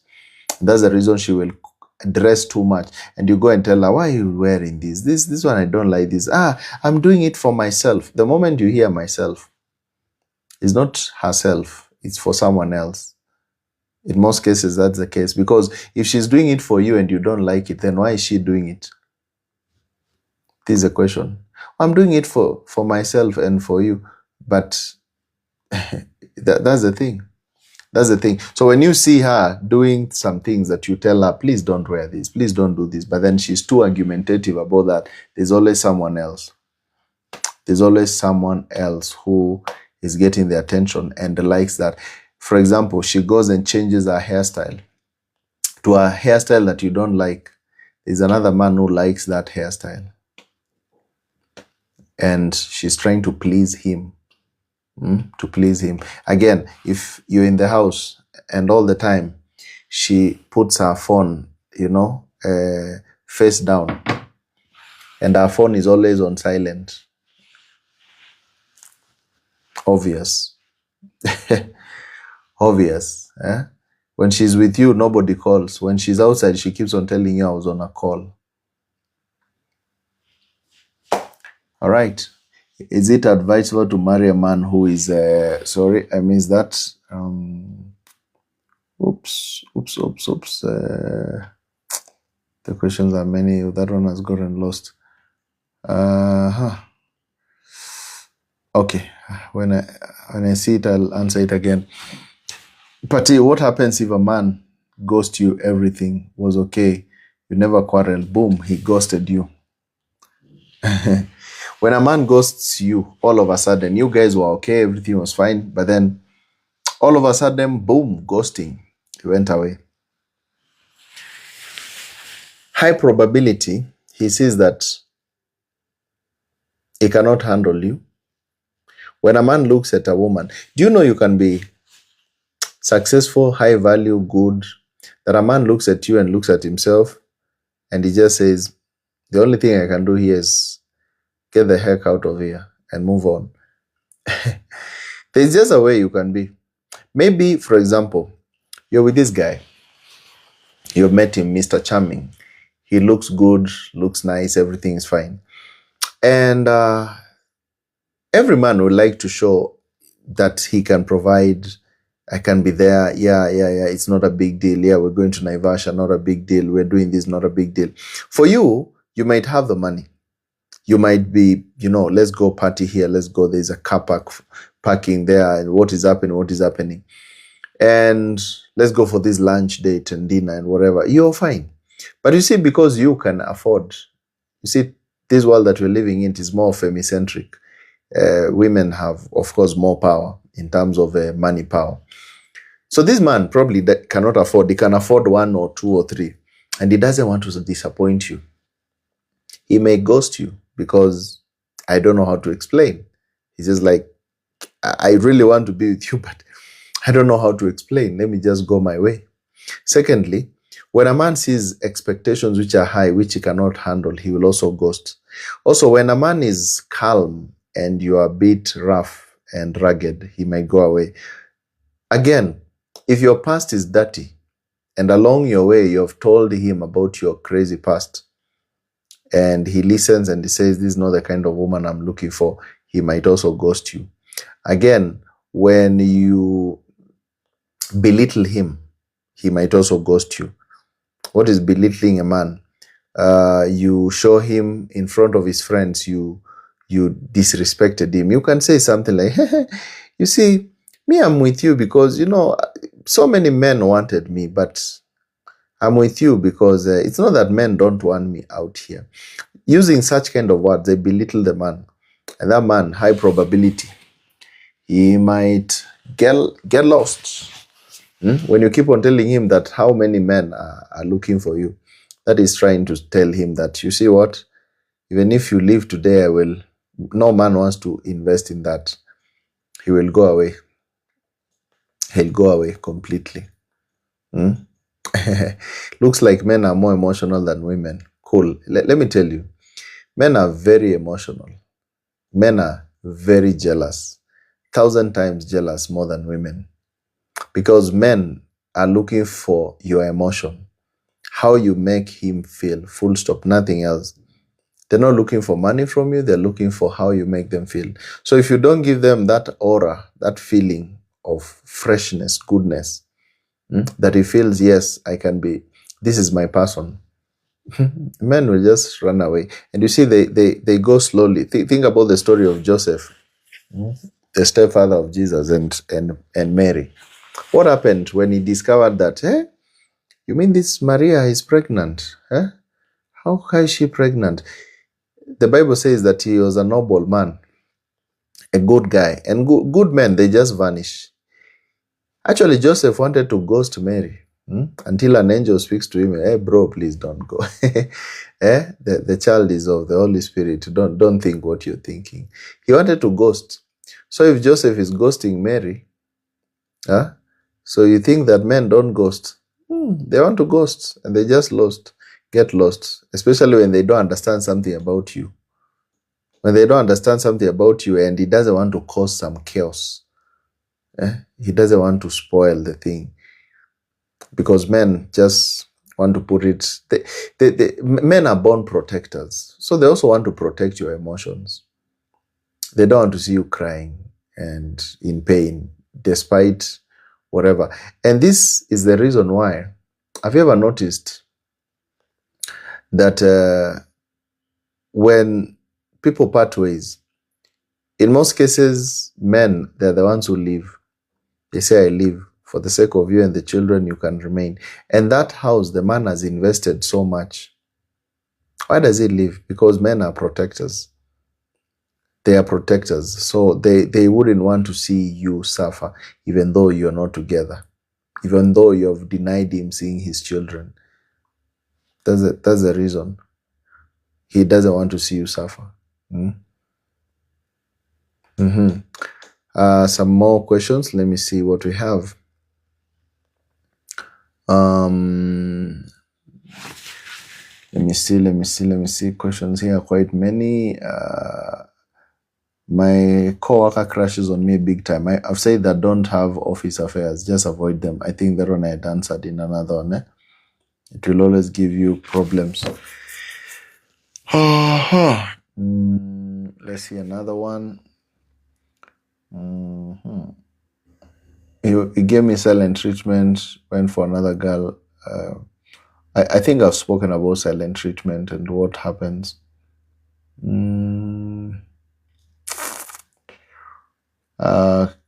Queen, you're saying I like the way you're absolutely honest. Yeah, honesty is key. It's always good to be honest, to tell people the most honest thing. Whoever takes it, takes it. What factors should I consider in a long distance relationship for it to last longer? Maroa. Long distance relationship. I've spoken about long distance relationship for a while, and I like to tell you this is one of the hardest kind of relationships. Because for a relationship to work, you have to have the mind, emotion, the willpower, and the body. When I talk about the body, is the 5 senses.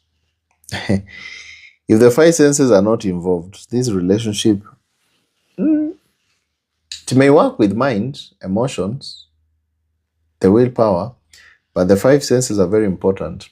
And you know, when you're in a long distance relationship, you're only activating 2 of those senses, the seeing and the hearing. You can see them on a video call, you can hear them on call.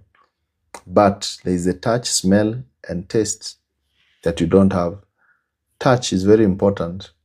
It produces a chemical called oxytocin, if I'm not wrong.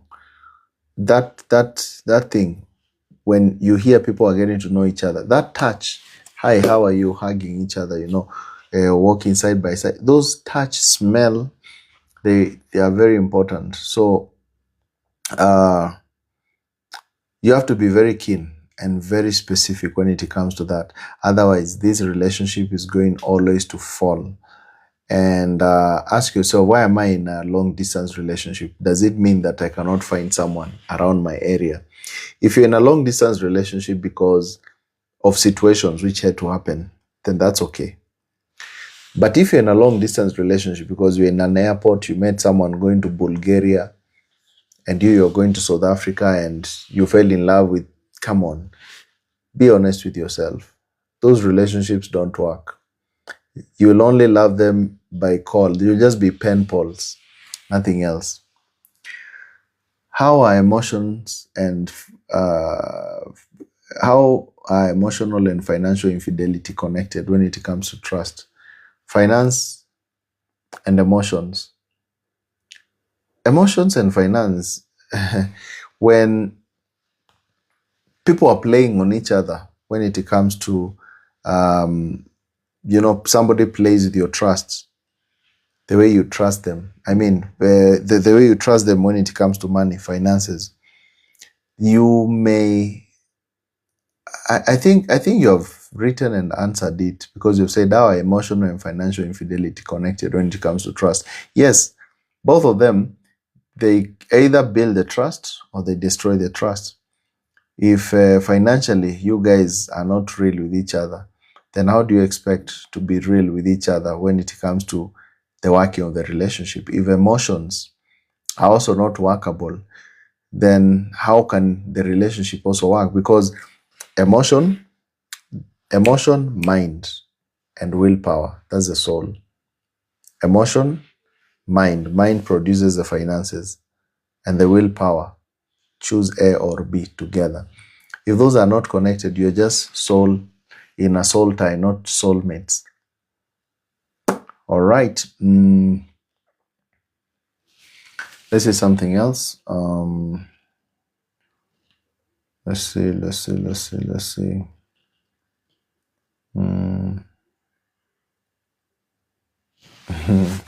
Well, ma'am, what do you do to a man to give me money when I don't know how to ask? Okay, if you want your man to give you money,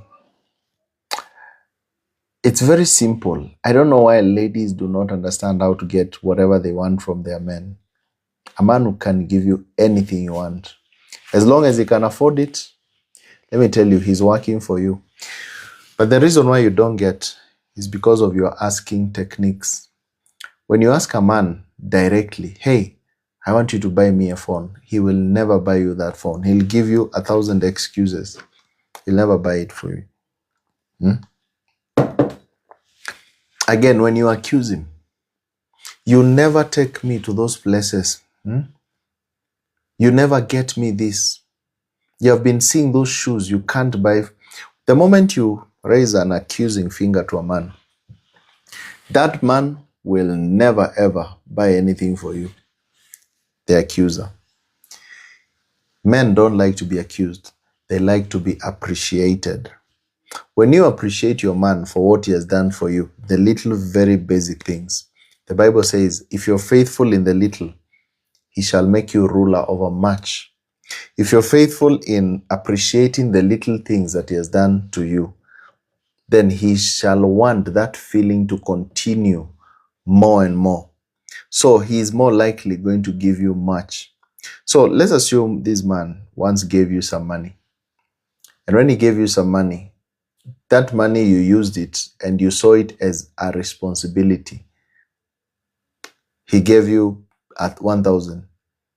You are not appreciative. And even if you appreciate, you just say thanks. Men want to see how you react because of the little thing that they have given you. Give him a story. Thank you. Remember when you gave me that? It helped me this and this and this. Make him feel needed. And he'll want to give you more to see how you feel.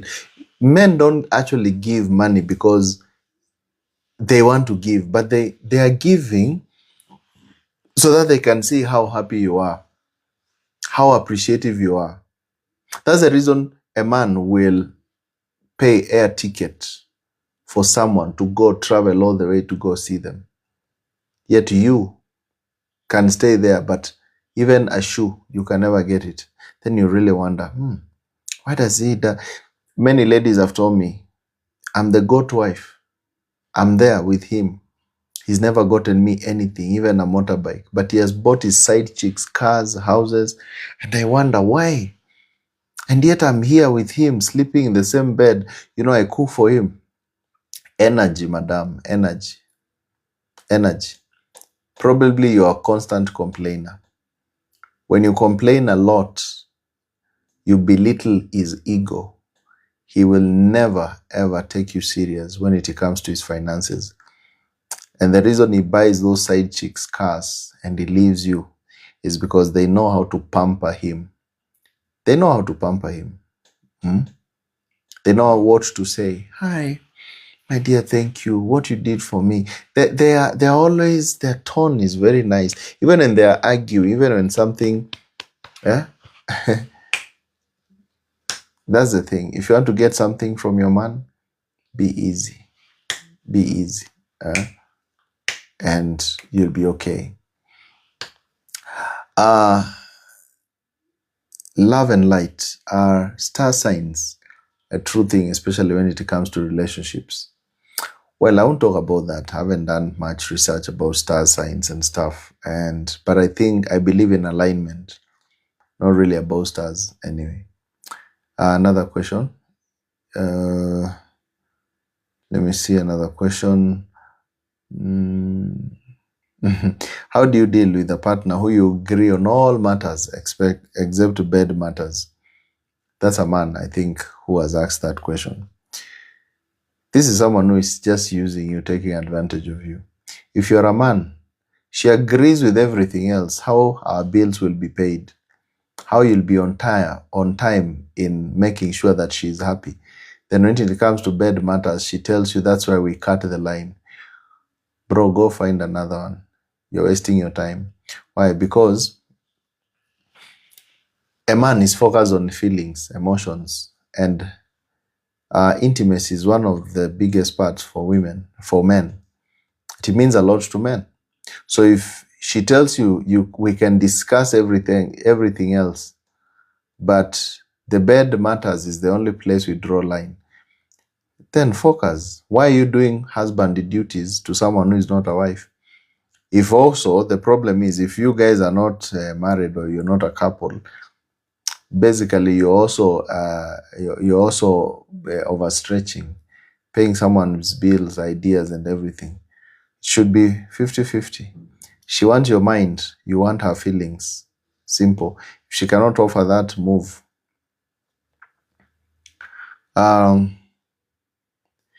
What do I do if my husband denies me intimacy for months now? Now, this is a lady asking. A husband denies intimacy. A husband will deny you intimacy when he has no feelings for you. And why doesn't he have feelings?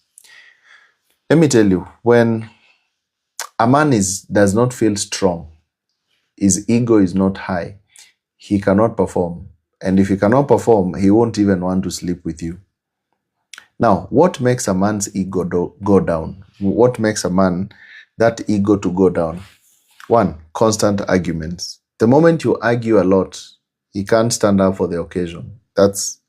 He can't. Secondly, a man can have everything. Everything is fine, but he's going through some situations, maybe financial, maybe he's going through his own stress, personal stress, some traumas. This is why it's very important to ask your man, hey, my man, are you happy? Are you going through something? Can you just tell me if you're okay? It's very important. He may not have a beef with you, but he may be having a beef with himself, which cuts down his ego and his self-esteem. And this one translates to him, he doesn't want to sleep with you. Not because you are bad, but just because he feels that I have nothing to offer. My energy is not there. He can also be going through situations like debts and stuff like that, and he feels he's out of place. He can also be, you guys can not be in good terms in terms of how you speak to him. And anytime you have belittled him, for example, you have shown him like, what kind of a man are you?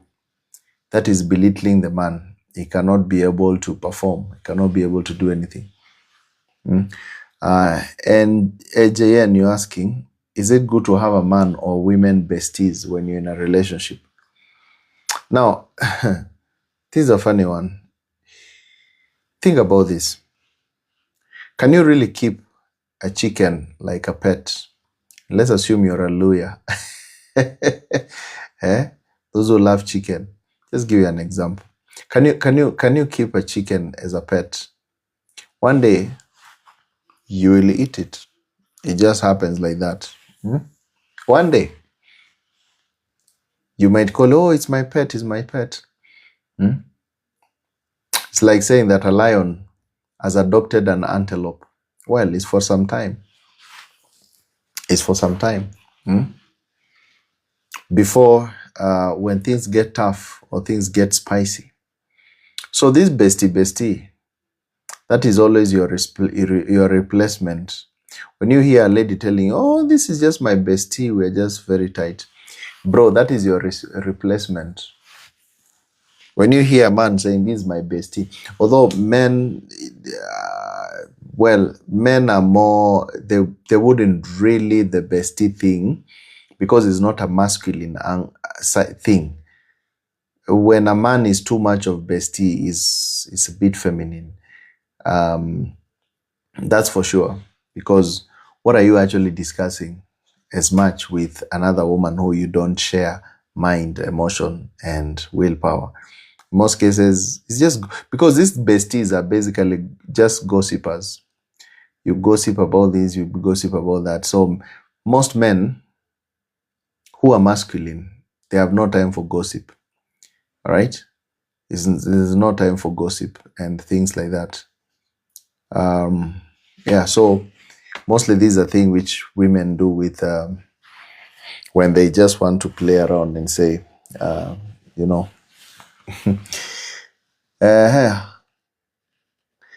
think the question about how you handle a partner who agrees with all matters except for bed. I think this one I've answered. You can change to another one. Let me see another question.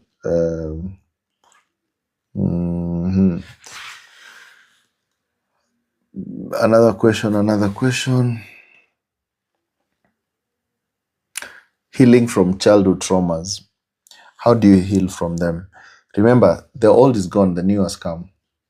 The old is gone, the new has come. Behold, I make all things new. Whatever has happened back in the days, let's assume you are raised from a single parent and you really struggled. You don't have to struggle the same way. You can look at what happened as a lesson and improve. Everything which happens in our lives is a lesson for the future. Is purely a lesson for the future. And if you don't look at it like that, you'll always carry trauma. And that's why the Bible says that forgive, so that your Father in heaven will also forgive you. If you don't forgive, you'll never be forgiven. You have to forgive, let go of the past, and use the past as a lesson, not something to hold on to.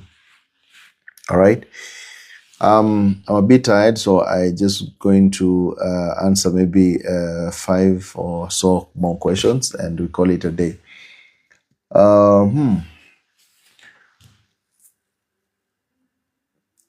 For a hair, you're saying, what about the one who always stalking in all social accounts, even after ghosting?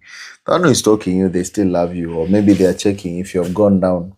When you see somebody stalking you and they don't want to speak to you, they're just checking. Are you there? Are you making it? Are you someone that, how is your welfare so far? So if they're just checking you, but they are not, they ghosted you, get a life. Just focus. Be somebody else. There are thousands and thousands of fish in the ocean. So get yourself to the deep sea and find someone else. Should you marry someone you are not in love with, but they love you? Yes. If the focus is aligned. Because you see, I said, don't marry for love, marry for purpose. Are you guys aligned? It happened a lot when our grandfathers were getting married to our grandmothers. You could find that our grandmothers were not even okay with it. Yeah? I told you a story of my grandma. She was just going to the river and she told me that, Kate, you can't imagine, where I was going to the river with a bucket going to fetch water, and here come 3 gentlemen. They carry me and one woman. They took me to a homestead I did not know, and they locked me in the house. And I stayed there day 1, day 2, day 3. They were giving me food, and they told me that I've been married to your grandfather. Little did I know that your grandfather had gone to the homestead of those. They negotiated, they finished everything. They said, this is a good woman, and voila. And she tells me, you know what? They treated me well. After 1 week, I started coping with it, getting used to it. They gave me some good food. I ate, and I started growing emotions, and I've loved this man all through. You see, aligned purpose. He saw a purpose in this woman. I said, okay, she's a good woman. Yeah, we can be. Because, you see, like I've said, women, they don't love by decision. They love by accumulation of emotions. And that's the thing. So, emotions can be joined. This guy is on my case. When I show him attention, he does what? He's a good one. Imansi, you're saying this guy is under my case. When I give him attention, he shows withdrawal signs. Now, this is something I was dealing with in another private coaching. Somebody was telling me, I have this person who seems to be liking me, but when I try to give them attention, they run away. When I stop giving them attention, they come. But then they kind of seem to love me. What is the problem? Now, there are men who are generally just friendly and they like your company, but they don't want commitment. So when you come more with the angle of commitment, they run away. They show you, hey, please. They won't run away like running away, but they show you, I don't want this. I don't want this. It happens a lot. A lot. So be keen and ask yourself, does this person actually love me? And does he want to be with me in terms of a relationship or just as a friend? How can I deal with a partner who is unapologetic and has emotional intelligence and has no emotional intelligence? Nikki Keep. Partner who is unapologetic. Now, if you're a man and she's unapologetic, she doesn't love you. She doesn't love you. Apologies is part of respect. If you don't love someone or respect someone, you'll always tell them that they are the problem. If you find your partner is constantly accusing you, constantly, and doesn't want to see or hear your point of view, no, it is you, you did this. You see, where there is love, the Bible says that love covers a multitude of sins. Love covers a multitude of sins. If the person you're with cannot cover your sins, there's no love there. How do you let go of a guy who's not ready to choose you and is in a relationship? What are you actually doing with him? You want to let go of someone who is not ready to choose you and he's in a relationship. He's in another relationship, that's why he doesn't want to choose you. So, how you let go of him? I know, yes, I'm not going to crucify because there are thousands and thousands of people who are in situationships. And these situationships are really complicated. How you get over someone like that? Maybe it is true. It could happen you're falling in love with someone, they've treated you so nicely, then you discover that they are just in another relationship, wasting your time. And now you want to let go and you're already sunk in. What you do is that detachment has 3 sides. You start with the mind. Make a decision. I'm going out. Not even I'm going out. I'm out. I'm no longer in this relationship. Decision. Secondly, emotion. Cut off the emotion. Every trigger, everything which keeps on giving you this person, cut. Remove it. All triggers, photos, voice notes, things, anything which is going to trigger you emotionally. And the third part is the body. And removing the body is very easy. Once the emotions and the mind are gone, the body will move. 2 more questions before I call it a day. Len Boy, opulence. She loves me, but when we get issues, and warn when she's in wrong, she chooses to go quiet. Okay, she loves me, but when we get issues and probably you warn her, she chooses to go silent. When you warn her about a situation and she goes silent, again and again, there is no love there. I tell you this for a fact. A woman who loves you will listen to you and will want to see, how can I correct this? Why? Because she doesn't want to give you peace. If she doesn't want to give you peace, she doesn't want to give you the most valuable thing that you should be having. Peace. Respect. She doesn't appreciate you. And that is the thing. And the final question from Miss, should one stay in a sexless marriage because of children? This is a very tough one. Because you should ask yourself, if children are not here, would I stay? Remember this, the Bible says one thing. Naked you came and naked you shall leave this world. And if you know that you are just a spirit experiencing what it feels to be a human, why should you stay in a relationship whereby there's nothing you're experiencing? Remember, people have already lived before you. They enjoyed their lives, they did this and that, and they went. those who are great, those who are small. If you stay in a relationship whereby you feel that it's not working out for me, this person doesn't really care about my emotions, then why should you stay there? Focus. Focus. You can agree how to raise the children, and you can do something else, because it is what it is. And let me finalize there. I'm a bit tired. I have a lot to do tomorrow, and as well today I had a lot to do. Remember, just again, a reminder, go to ticketsasa.com, pick up your ticket for the Singles Affair. Just search Singles Affair, which is going to be happening on the 20th of December, 2025 at All Saints Cathedral in Nairobi.